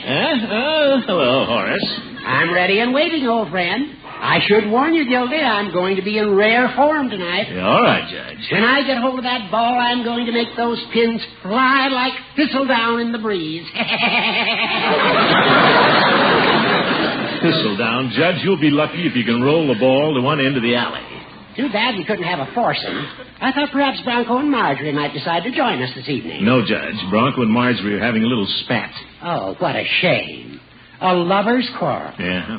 But you know what they say, Gildy. A little quarrel, a little tear. That's the spice that seasons the pot. Yes.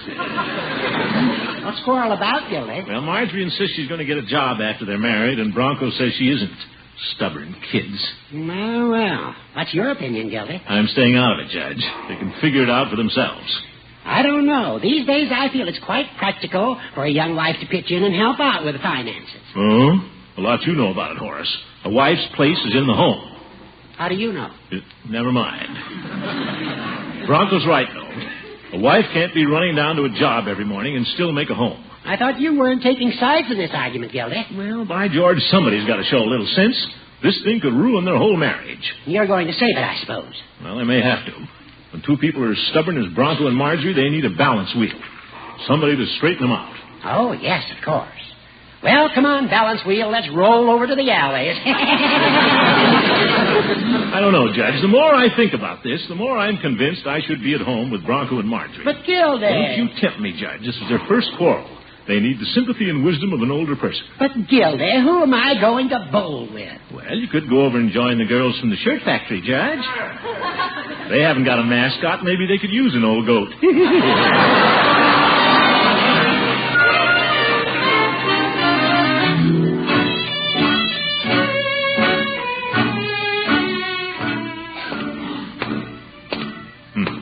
There's Bronco and Marjorie in the parlor, sitting on opposite sides of the room.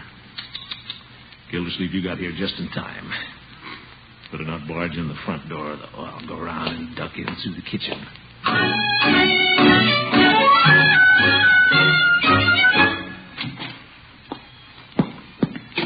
Hello, Bertie. Oh, you home already, Mr. Gildersleeve? I thought you was down bowling with Judge Hooker. Well, I was, Bertie, but I felt that under the circumstances, I ought to be at home. How are things in the parlor, Bertie? I don't know. I turned the heat up, but it's still pretty chilly in there.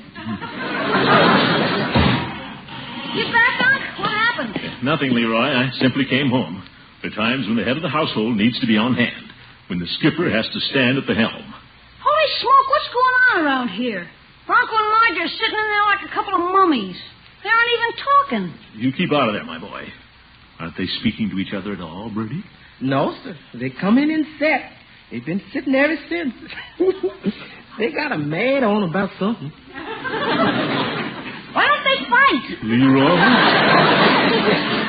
This is serious, Bertie. This could break up everything. Nah, leave them alone, Mr. Gildersleeve. They'll be billing and cooing again before you know it. That's what you think, Bertie. You going in there, Mr. Gildersleeve? I most certainly am. A calm, cool head, a gentle, sympathetic, and understanding attitude is the only thing that can straighten this out. Okay. You want to take along something to thaw out that atmosphere? Hot chocolate? No, Bertie. I'll take some. Leroy? You go down to the basement. Oh, for corn's sake. Bertie, what this needs is tact and mature judgment. Now, you watch. I'll have this thing smoothed over in 5 minutes. Yeah. I'll break off a sprig of this potted geranium to take in with me. What's that for, Mr. Gildersleeve? It's an olive branch, Bertie. The symbol of peace. Kind of a cute idea. Yeah. Well, hello, children. Hello, Mr. Gildersleeve. Hello, Uncle Mort. Look here, children. See what I'm carrying? Why the geranium? Well, it's really a geranium. It's an olive branch. Oh. Well, that fell flat. Mind if I sit down? No. No. Pretty cold out. Nice in here, though. How to begin? Maybe I'll just laugh it off. And they'll laugh, too. Sure. You know, that was a very funny argument you children got into. The wife working. I laughed so hard I had to come home.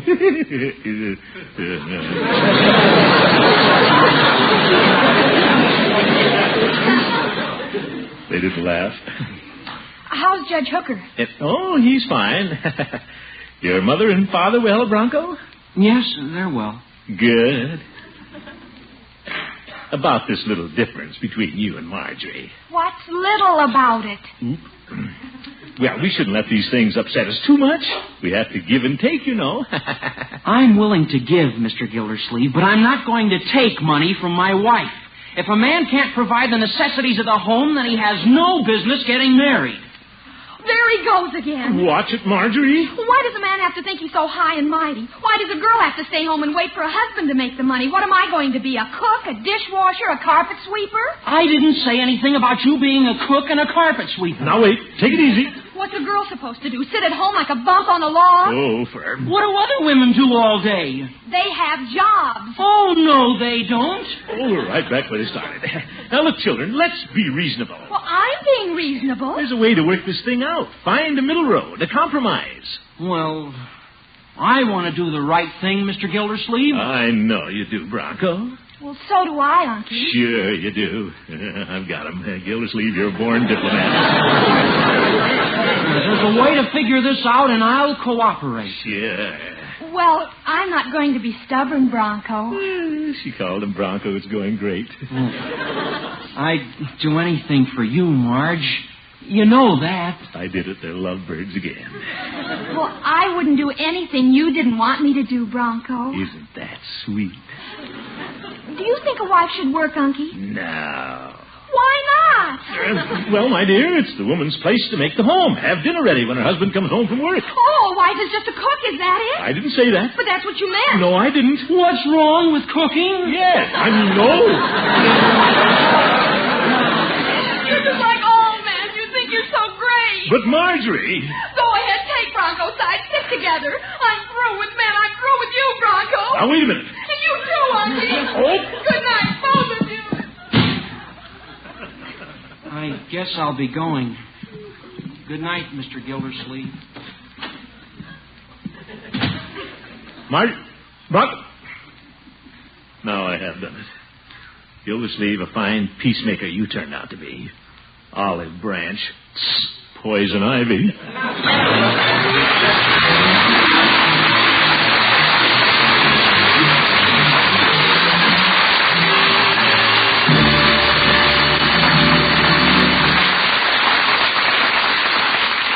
The great Gildersleeve will return to his problems in just a minute.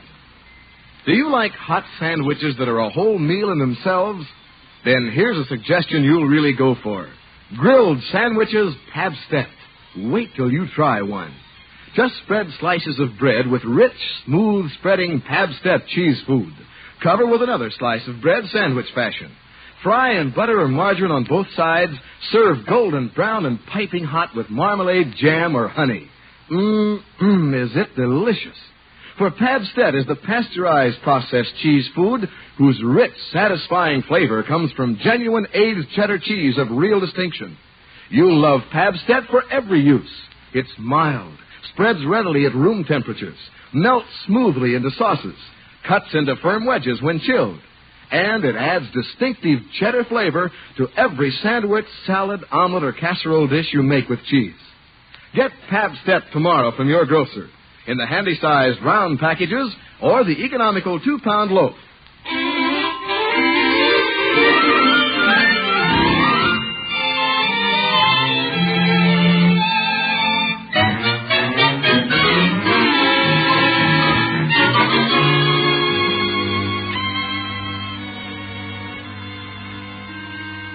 Well, the great Gildersleeve's noble effort to patch up the quarrel between Bronco and Marjorie didn't work out too well. In fact, the great man is worse off than he was before. Now he has Marjorie mad at him, too. Never again. They can fight till the cows come home. I'll never open my big mouth. Bradford! Oh, you coming, Miss Gildersleeve? How come you didn't answer? I'm not taking any chances, Bertie. From now on, I'm saying nothing around here. And I think that's good advice for everybody. Yes, sir. Good morning, Marjorie. Good morning.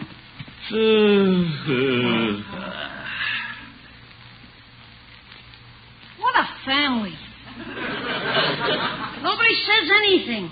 I'll have to talk to myself. That's a good way to stay out of trouble. You and Bronco still battling, Marge? I prefer not to discuss it if you don't mind. Stick to your rhubarb, my boy. Yeah. So quiet, it gives me the creeps. Hey, is it okay if I scrape my toast? In the kitchen.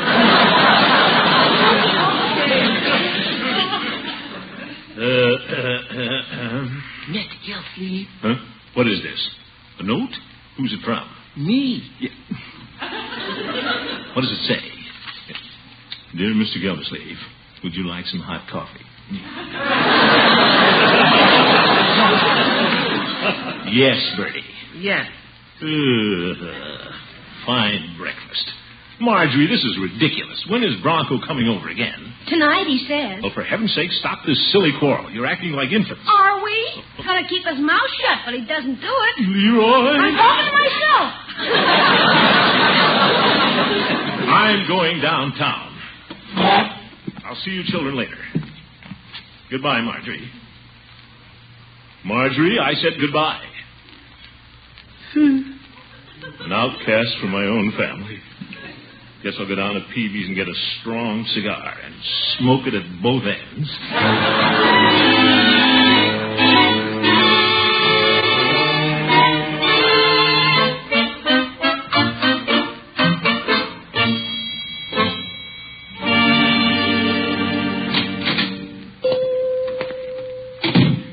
Hello, Peavy.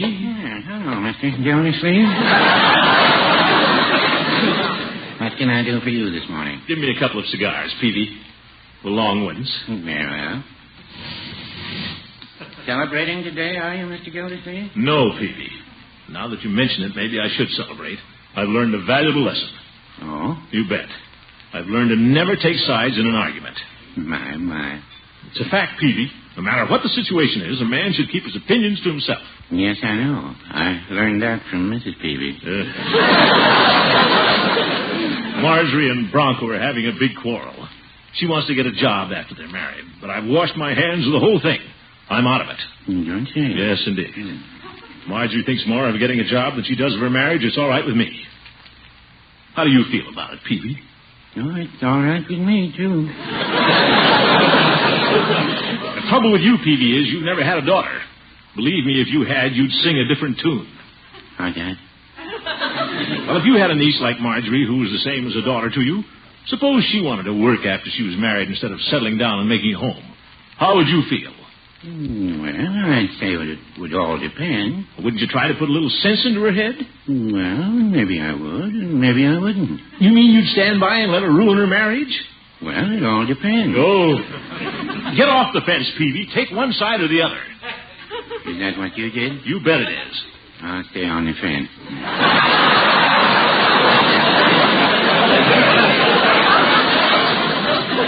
Give me my cigars, Peavy. There you are. And come in again, Mr. Gildersleeve. Yeah, maybe I will and maybe I won't. I knew I'd think of a clever answer.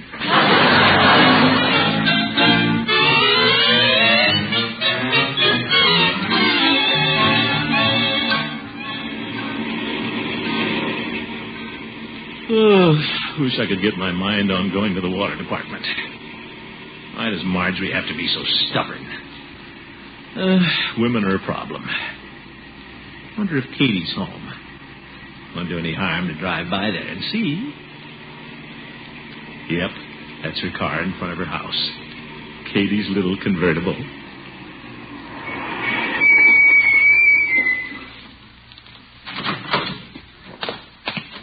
You won't mind if I stop in for a minute.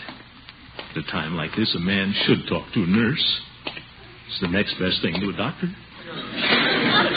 Better in a lot of ways.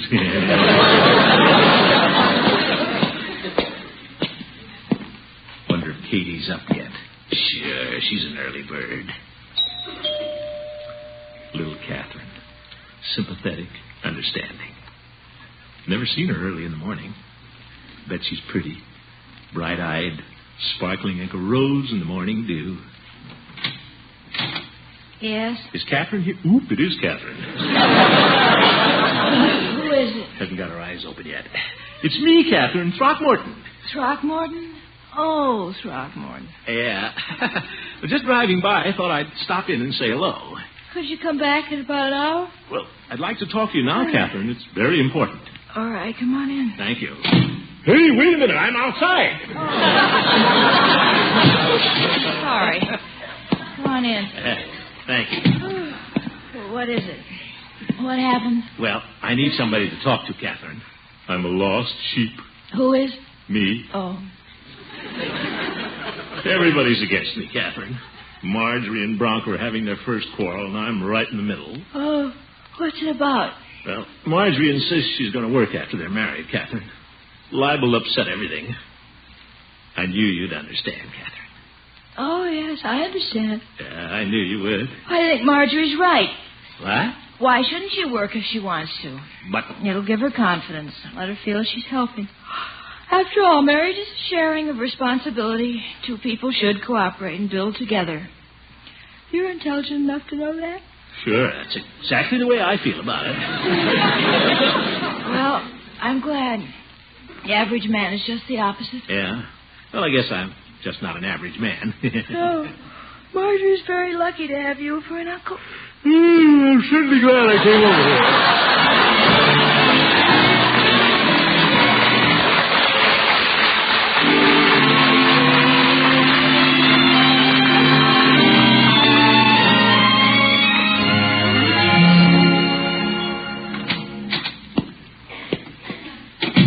Is that you, Mr. Gildersleeve? Yeah. How is everything, Bertie? Well, Mr. Bronco's in the parlor, and Miss Marjorie's in there, too. Ain't nobody walked out yet. Good. I thought it'd be better if I ate dinner downtown tonight, Bertie. It'd give Marjorie a chance to cool off a little. I don't see how she can get much cooler than she is. She didn't eat no dinner, Mr. Gildersleeve. Well, let's not worry about it, Bertie. I ain't worried. You worried, Miss Gildersleeve? No. Shh. Listen. Are they talking in the parlor? No, that's Leroy and Piggy down in the basement. Uh-huh. Have they been talking? No, sir.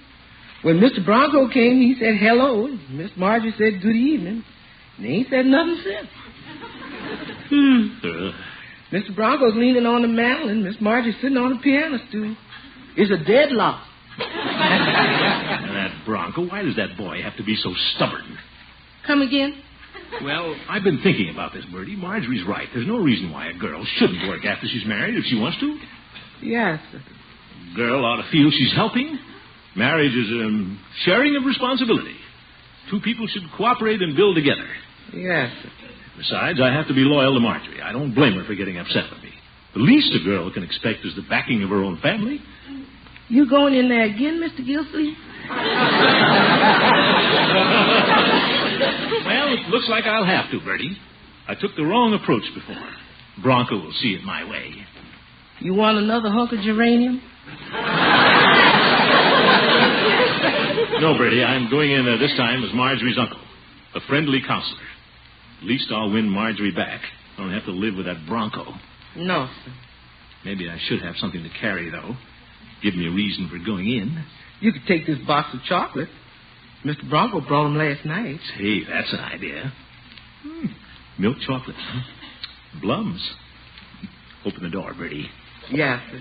Good luck.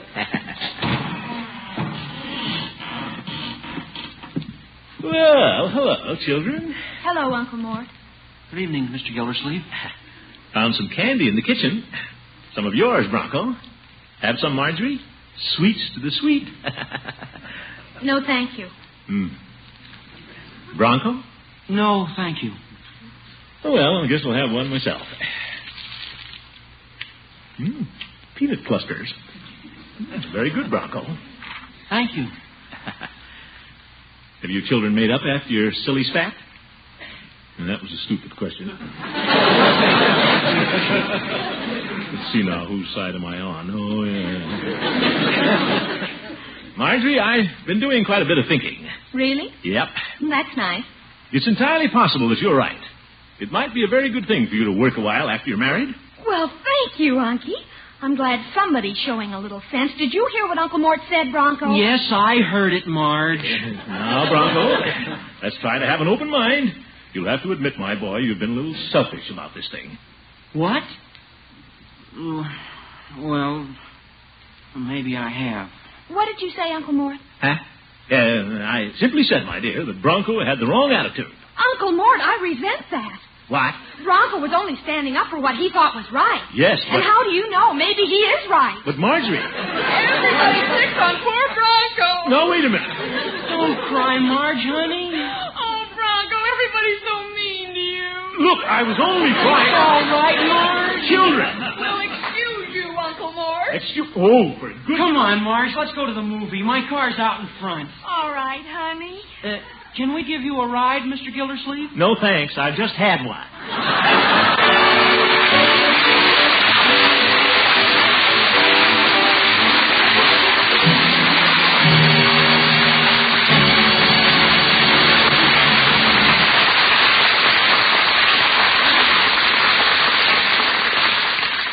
The Great Gildersleeve will be right back.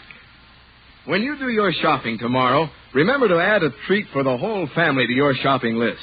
Get Pabstet, the pasteurized processed cheese food with the real cheddar flavor.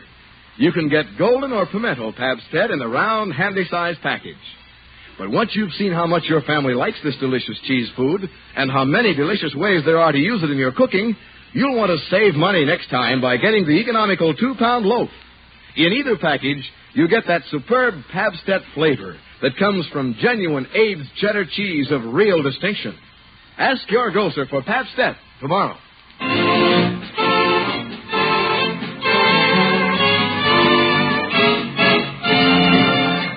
Leroy! I'm down here, Unc. And where is down here? In the basement. Oh? What are you doing? I'm making a tent. A tent? Better have a look at that. It's a key one, Unc. Look here, it's going to have a flap in the front and a flap in the back. Well, that's nice. Lots of flaps. Our Boy Scout troop is having a big show this week. We're all making stuff. Well, good. This week is the 40th anniversary of the Boy Scouts, Unc. Oh? 40 years. That means they had Boy Scouts before you were born. Well, almost. What a likable little fellow.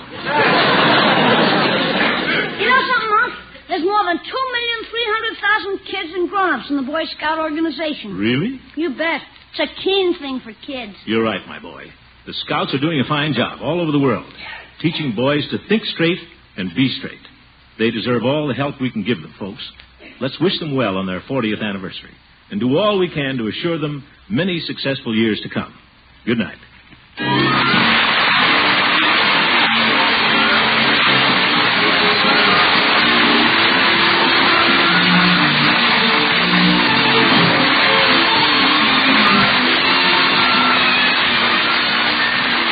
The Great Gildersleeve is played by Harold Perry.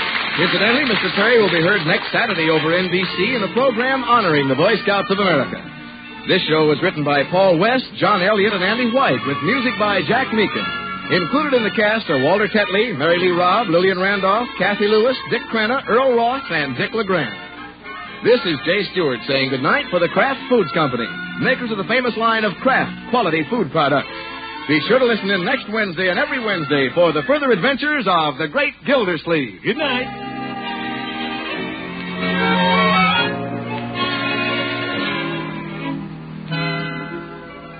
Want to put magic in leftover meals? Then have plenty of Kraft prepared mustard on hand. Mustard makes hidden flavors pop right out of leftover meats, adds new life to salad or egg dishes. You can get two kinds of Kraft prepared mustard, you know. Salad mustard, mild, delicately spiced, or Kraft mustard with snappy horseradish added. Have both on hand, for when you add a little mustard, you add a lot of tang. Get Kraft prepared mustard.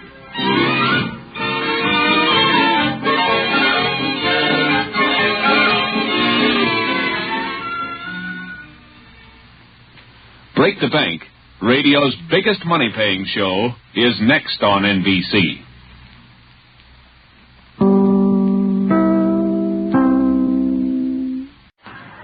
The Kraft Foods Company, makers of Kraft quality foods, presents Harold Perry as the Great Gildersleeve.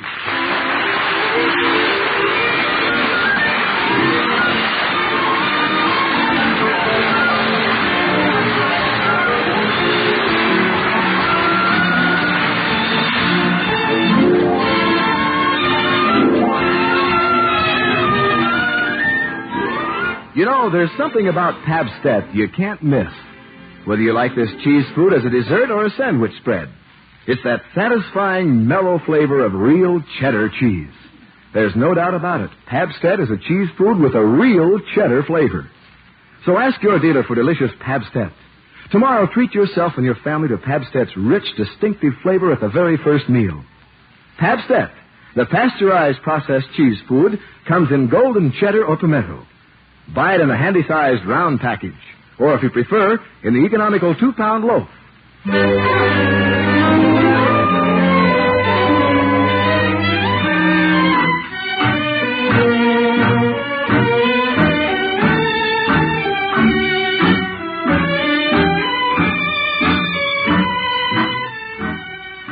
Well, let's see what's doing with the great Gildersleeve.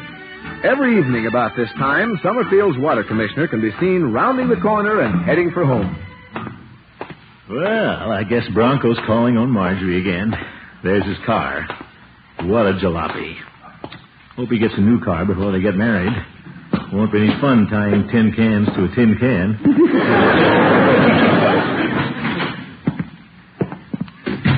Hi, Unc. Oh, hello, Leroy. Hey, don't go in the living room. What? Marge and Bronco just shooed me out. Oh? Are they having another spat? Heck no, they're sitting in there with their heads together, holding hands. Oh? I wonder what's going on.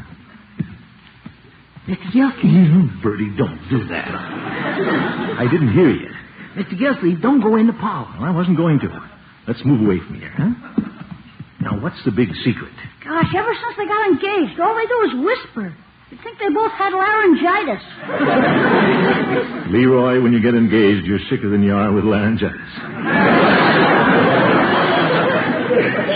You know what I think, Mr. Gilsleeve? What, Bertie? I think they're naming the day. So soon? Yeah? Naming what day? Naming the wedding day, Leroy. They shooed me out for that? Oh, for corn's sake. All right, Leroy, all right. Yes, sir. That's what I think they're doing. They're naming the day. What makes you think so, Bertie?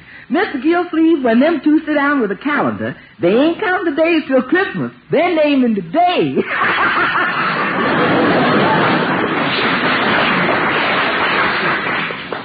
Why don't you go in and find out, Uncle? No, Leroy.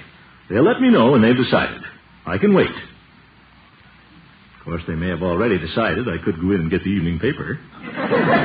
Nice waiting, Unc. Yeah, guess I'll get the paper.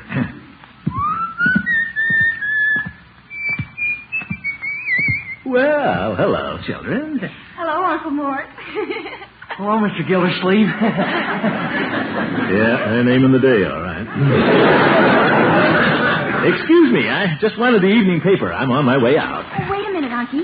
We've got something to tell you. You do? Now, what could it be? Well, you tell him, Bronco. No, you tell him, Marge. Well, I think you should tell him. Gosh, somebody tell him! Go ahead, Marjorie.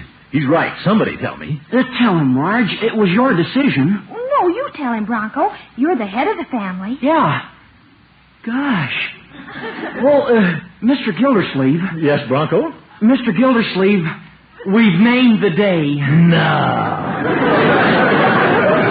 May 1st, Donkey. May 1st. Well. Yes, sir.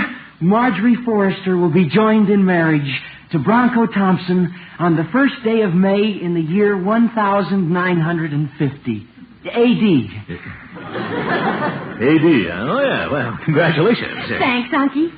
Well, thank you, Marjorie. Thanks, Mr. Gildersleeve. Let's have a wait some other day, Marge. What's wrong with May 1st? What's wrong with it? That's May Day. It's already a holiday. Why don't you have to wait on a day a little kid can get out of school? Leroy, we don't set the date to accommodate the ring bearer. Ring bearer? That's you, my boy. Things are going to be popping around here between now and May 1st. I'll have a lot to do.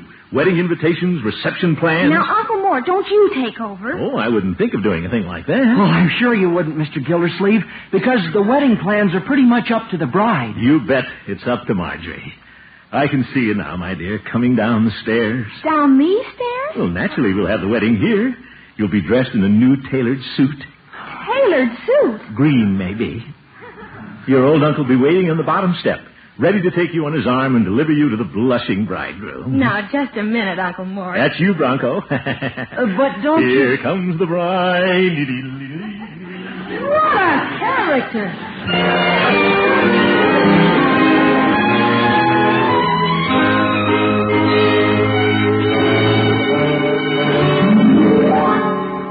Oh, that's too bad. Bronco had to go home. We could have rehearsed the ceremony right here tonight. Uncle Mort, I haven't even started planning yet. Well, here's the way I see it, Marjorie. We'll have the fireplace banked with flowers, and the minister will stand right in front of it.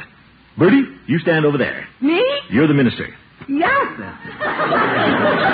Uncle Mort, we haven't decided where the wedding's going to be, and after all... Well, that's up to you, my dear. But if it's a nice day, we'll have the reception right out on the front lawn. Wouldn't that be nice, Bertie? Yes, sir. But like you say, that's up to Miss Marjorie. Yes, indeed. It's entirely up to Marjorie. But I thought we'd have the friends of the bride on this side of the room and the friends of the groom... Excuse me, Uncle Mort. I think I'm going to have a headache. Oh? Sorry, Marjorie. You all upstairs and lie down. I'll take care of everything. Yes, sir. Yeah. Now, where's my pencil? Better make a few notes here. By George, there's nothing like a wedding. I'll get it out. I'm going over to Piggy's anyway. All right, my boy. Now, let's see. Oh, hi, Judge Hooker. Good evening, Leroy. Is the Lord of the Men are in? Here, he's fixing Marge's wedding. Oh? Come on in, Horace. Thank you. See you later, Ron. So long, Judge. Well, has the date been set, Gildy? Yep, we've decided on May 1st, Judge. May 1st. Isn't that thrilling? Oh, promise me that someday you and I... Judge, you should be on the stage. You think so, Gildy? Yeah, they've had talking dogs, but never an old goat that sings.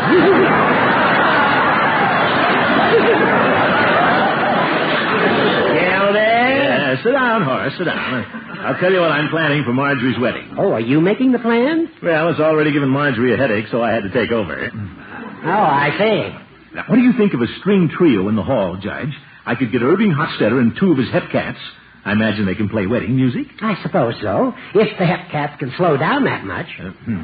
I didn't know that Marjorie had decided to have a home wedding. Well, of course, it's up to her, Judge. But we could have a beautiful wedding here, right in the home she loves so well. How do Bronco's parents feel about having it here? What difference does that make? As everybody knows, this thing is entirely up to Marjorie. Does everybody know that, Gildy? Well, if they don't, I'll tell them. Of course, Mrs. Thompson is one of those obnoxious people who'd like to take charge. Oh? Yeah, but she won't get an oar in here. And Mr. Thompson's so absent-minded, he won't know whose wedding he's attending anyway. Be that as it may, Gildy, weddings usually run more smoothly if the two families get together for a powwow. We're not Indians, Judge. There'll be no powwow. I told Bronco to tell his parents the wedding will be here. And that's the last we'll hear of that. Will you repeat that, Bronco? Well, Mother, that's what Mr. Gildersleeve said. He said Marjorie and I would be married in his parlor. Oh, he did, eh? Edward! Oh, Edward! Martha, did you hear someone calling me? I called you.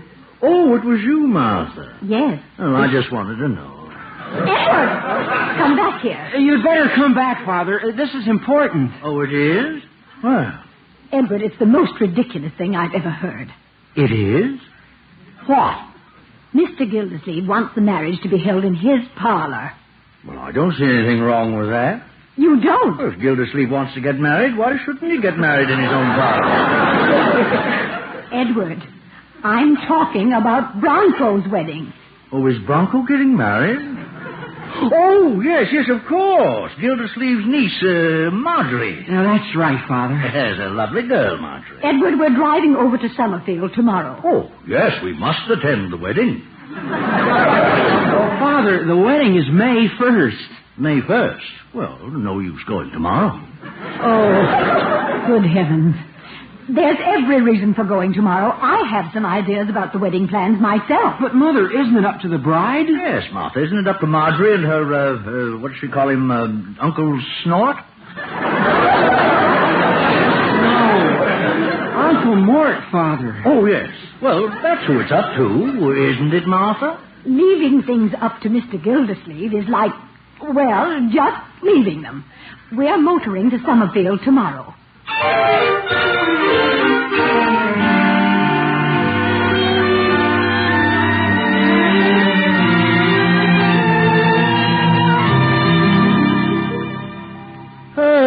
Well, Marjorie, where are you and Bronco off to this morning? We're going skating on the mill pond, Unky. It froze again last night, Mr. Gildersleeve. I did, eh? Well, skate while you can, because we're going to be awfully busy between now and May 1st. Mr. Gildersleeve, speaking of May 1st, my mother casually mentioned that she and Father might drop in to see you today. Oh, are they going to be in town? I think so. In fact, they weren't very far behind me. Yeah, that could be them. Yes. Why don't they stay at home and let me handle the wedding? Good morning, Mr. Gildersleeve. Well, hello, Mrs. Thompson. Glad you came over. And Mr. Thompson, well, come in. Hello, Gildersleeve. Nice of you to invite us over. Invite you? Oh, yes. Marjorie, my dear child, how are you? Oh, fine, thank you. Hello, Mr. Thompson. Oh, good morning, Marjorie. This was certainly an unexpected surprise, but delightful. Sit down, everybody. Mr. Gildersleeve, Edward and I were in town, and we simply couldn't pass up an opportunity to drop in and say hello. Well, hello. I'm glad you did, Mrs. Thompson. Marjorie and Bronco were just about to go skating. Oh, wonderful pastime, skating. If you have ice, of course. Well, you children run along. Since the date has been set for May 1st, there are a great many things Edward and I want to discuss with Mr. Gildersleeve. Mother, if you're going to talk about the wedding plans, I think Marjorie and I should stick around. We're involved, too. You're not involved, son, until after the wedding. Edward. Oh, brother. Well, Marjorie, you and Bronco can use your own judgment about staying, but there's no reason why Mrs. Thompson and I can't get together on things. No, indeed. I have the highest regard for Mr. Gildersleeve's opinion. You do? And I'm sure he has the utmost respect for mine. Oh, yes, indeed. Now, I thought we'd have the fireplace here banked with flowers. Uncle Moore, you're assuming, Mr. Gildersleeve, that the ceremony will take place here. Well, do you have any objections to a home wedding? Oh, it seems to Marjorie and me Quiet, Bronco. I think a home wedding can be very impressive, Mr. Gildersleeve. I rather like the idea of the ceremony and the reception held in one convenient location. Well, good. We're in agreement there. But the place should be our house. Well, we're not in agreement there. Shouldn't this be entirely up to Marjorie? Well, obviously, it's been taken entirely out of our hands, Bronco. Oh, no, my dear. I've said all along it's entirely up to you. That's why it should be in your own home. But, Mr. Gildersleeve, you've seen our large living room. Barn. We're much better equipped to handle a large gathering. Well, who said anything about a large gathering? Bronco, please. There are many reasons why we should have the wedding in Broadmoor, Mr. Gildersleeve. Now, Martha, why don't we hear some reasons from Marjorie's Uncle Snort? Yeah. Uncle who? Uncle Mort, Father. Oh, yes, of course. Well, why don't we listen to his reason? Edward, we've been listening to Mr. Gildersleeve for quite a while, and I have as big a voice as he has. Bigger. I beg your pardon. Oh, come on, Bronco. Let's get out of here. Good idea. Now, where are you going, children? To the mill pond? Oh, at least that far. Well, now that the children have gone, we can arrive at a decision. Yes. What do you think we should do, Mr. Thompson? Well, if there's ice, why don't we all go skating? Oh.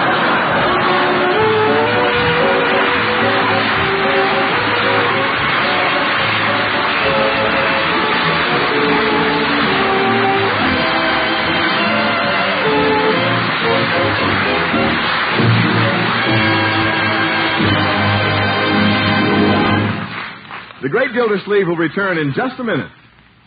Some salads take lots of fixing, but here's one you can fix in a jiffy, one that rings the bell on every occasion. Pear Salad Pabst-ett. Just press 2 pear halves together with a generous filling of rich, delicious Pabst-ett pasteurized processed cheese food in between. Serve upright on crisp lettuce with mayonnaise or salad dressing. Add a sprig or 2 of watercress just for looks.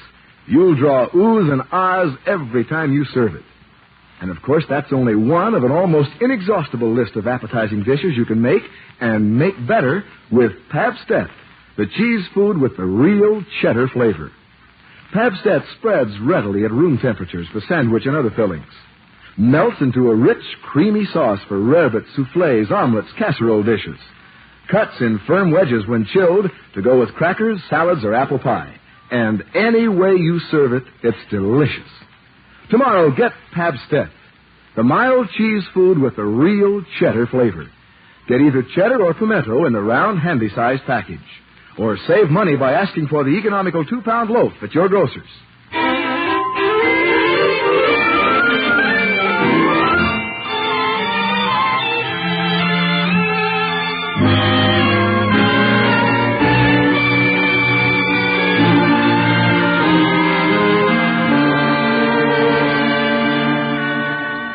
Well, Marjorie and Bronco have decided to be married May 1st. But there's been quite a to-do about where the wedding will be.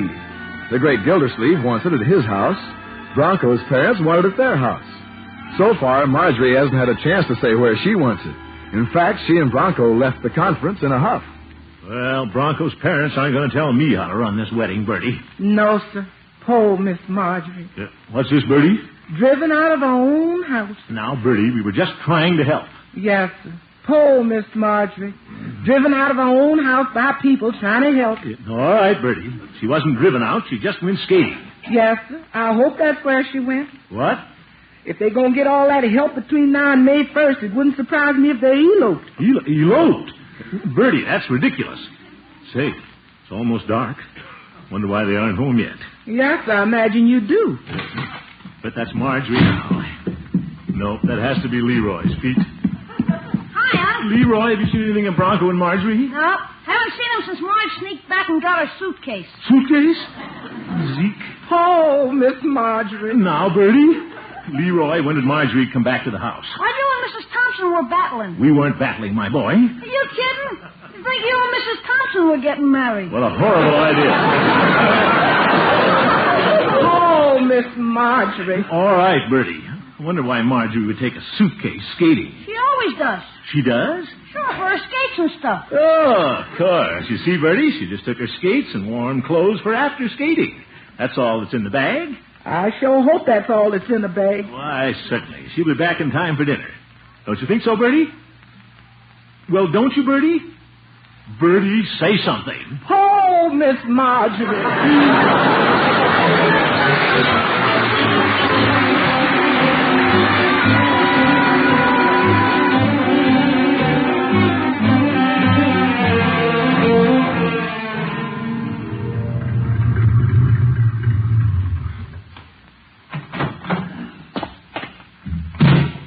Well, they weren't skating on the mill pond, but I'm positive they haven't eloped. Bertie's imagination's just running away with her. I'm not going to let mine run away with me. I'm not worried. I think I'll go into Peavy's and get some black coffee.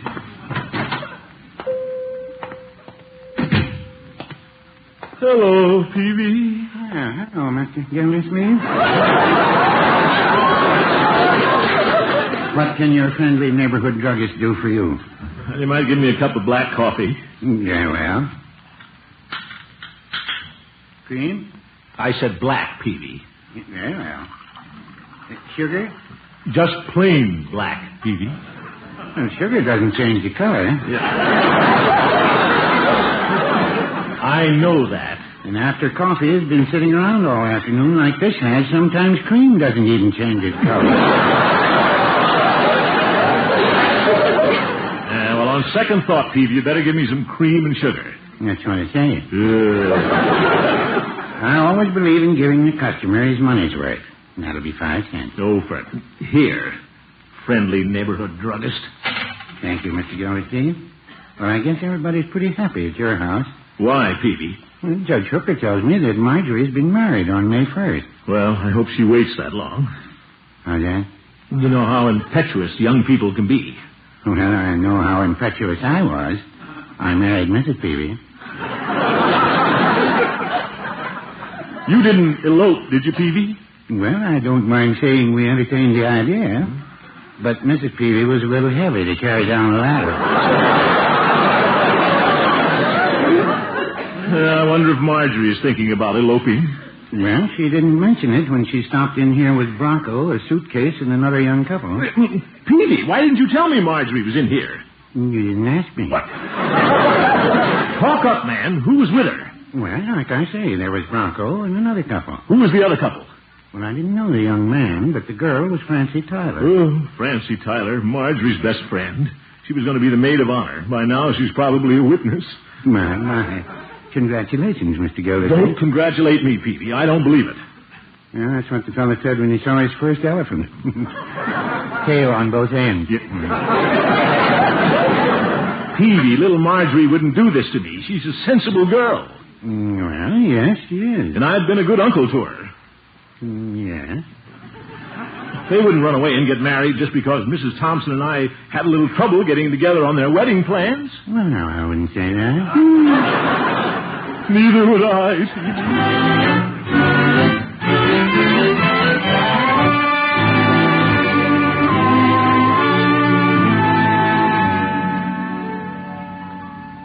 Oh? Well, thank you very much, Mrs. Tyler. I just thought Marjorie and Francie might be over there. Oh, no, I'm not going to worry. Not me. Goodbye, Mrs. Tyler.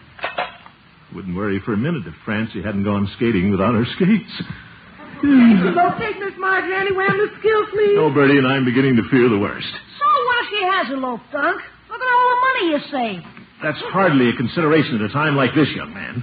Well, it didn't have to happen this way. Bertie, wonder where they drove to get married. They couldn't get very far in that old car of Bronco's.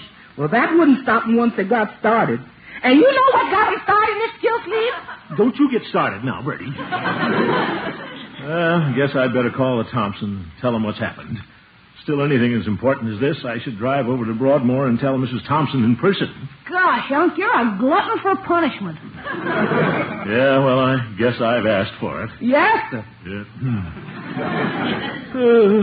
Keep a light in Marjorie's little window, Leroy.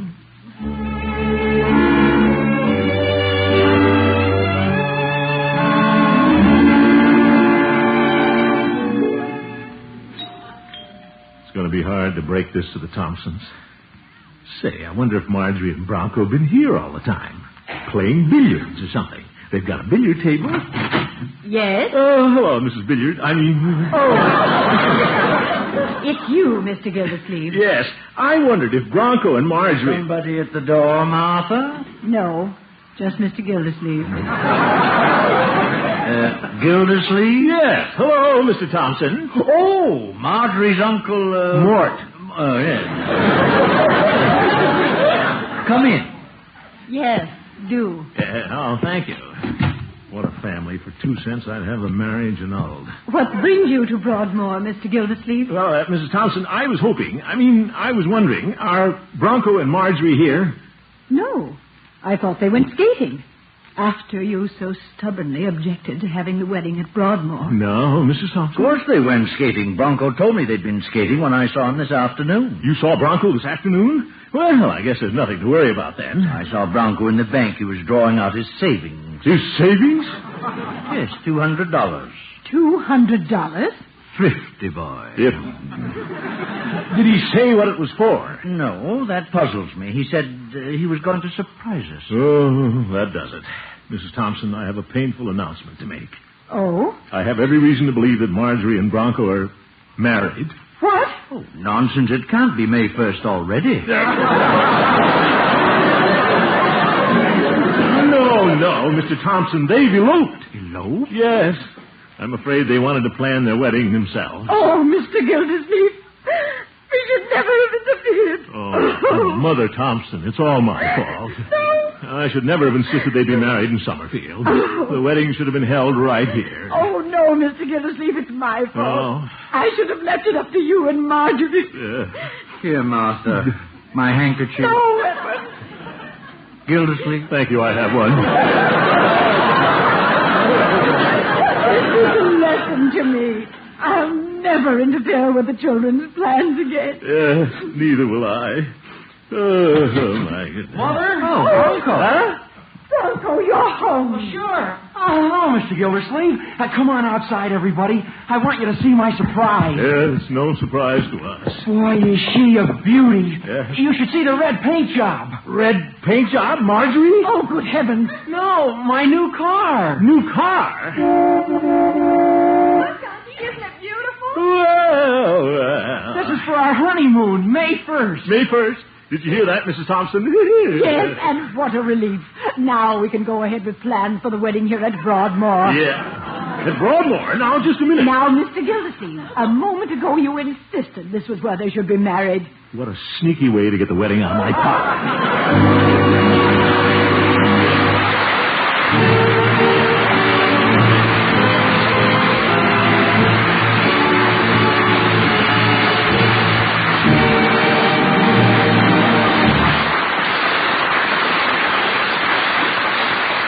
More about the wedding plans in just a minute.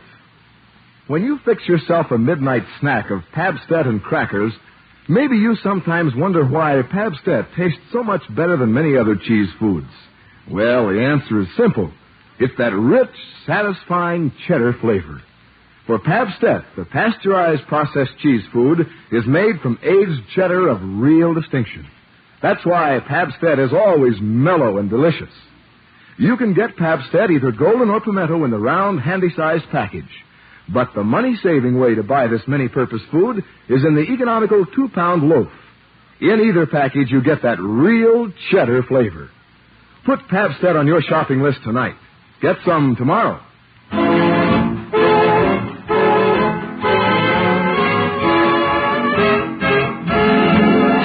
But Mrs. Thompson... Now, Mr. Gildersleeve... Now, wait a minute, everybody.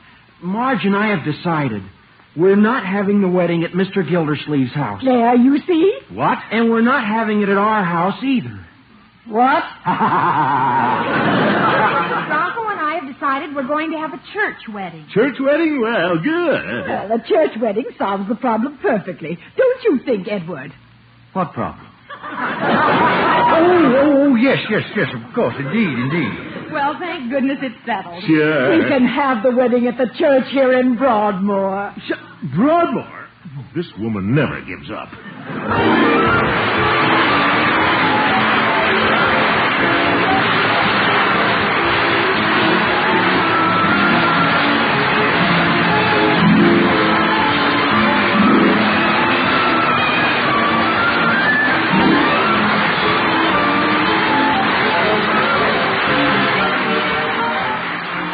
The Great Gildersleeve is played by Harold Perry.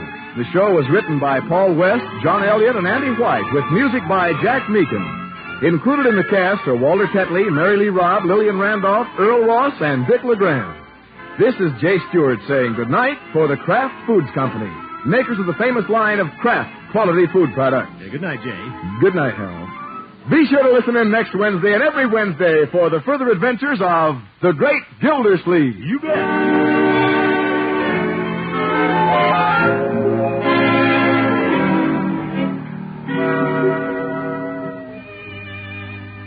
Here's a taste test that counts. Try any meat without mustard.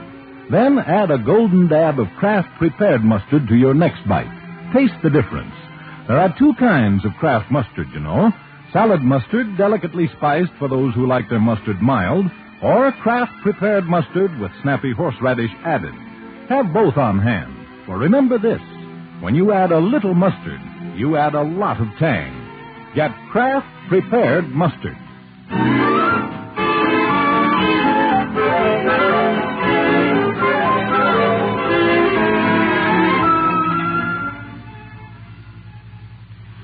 Break the Bank, radio's biggest money-paying show, is next on NBC.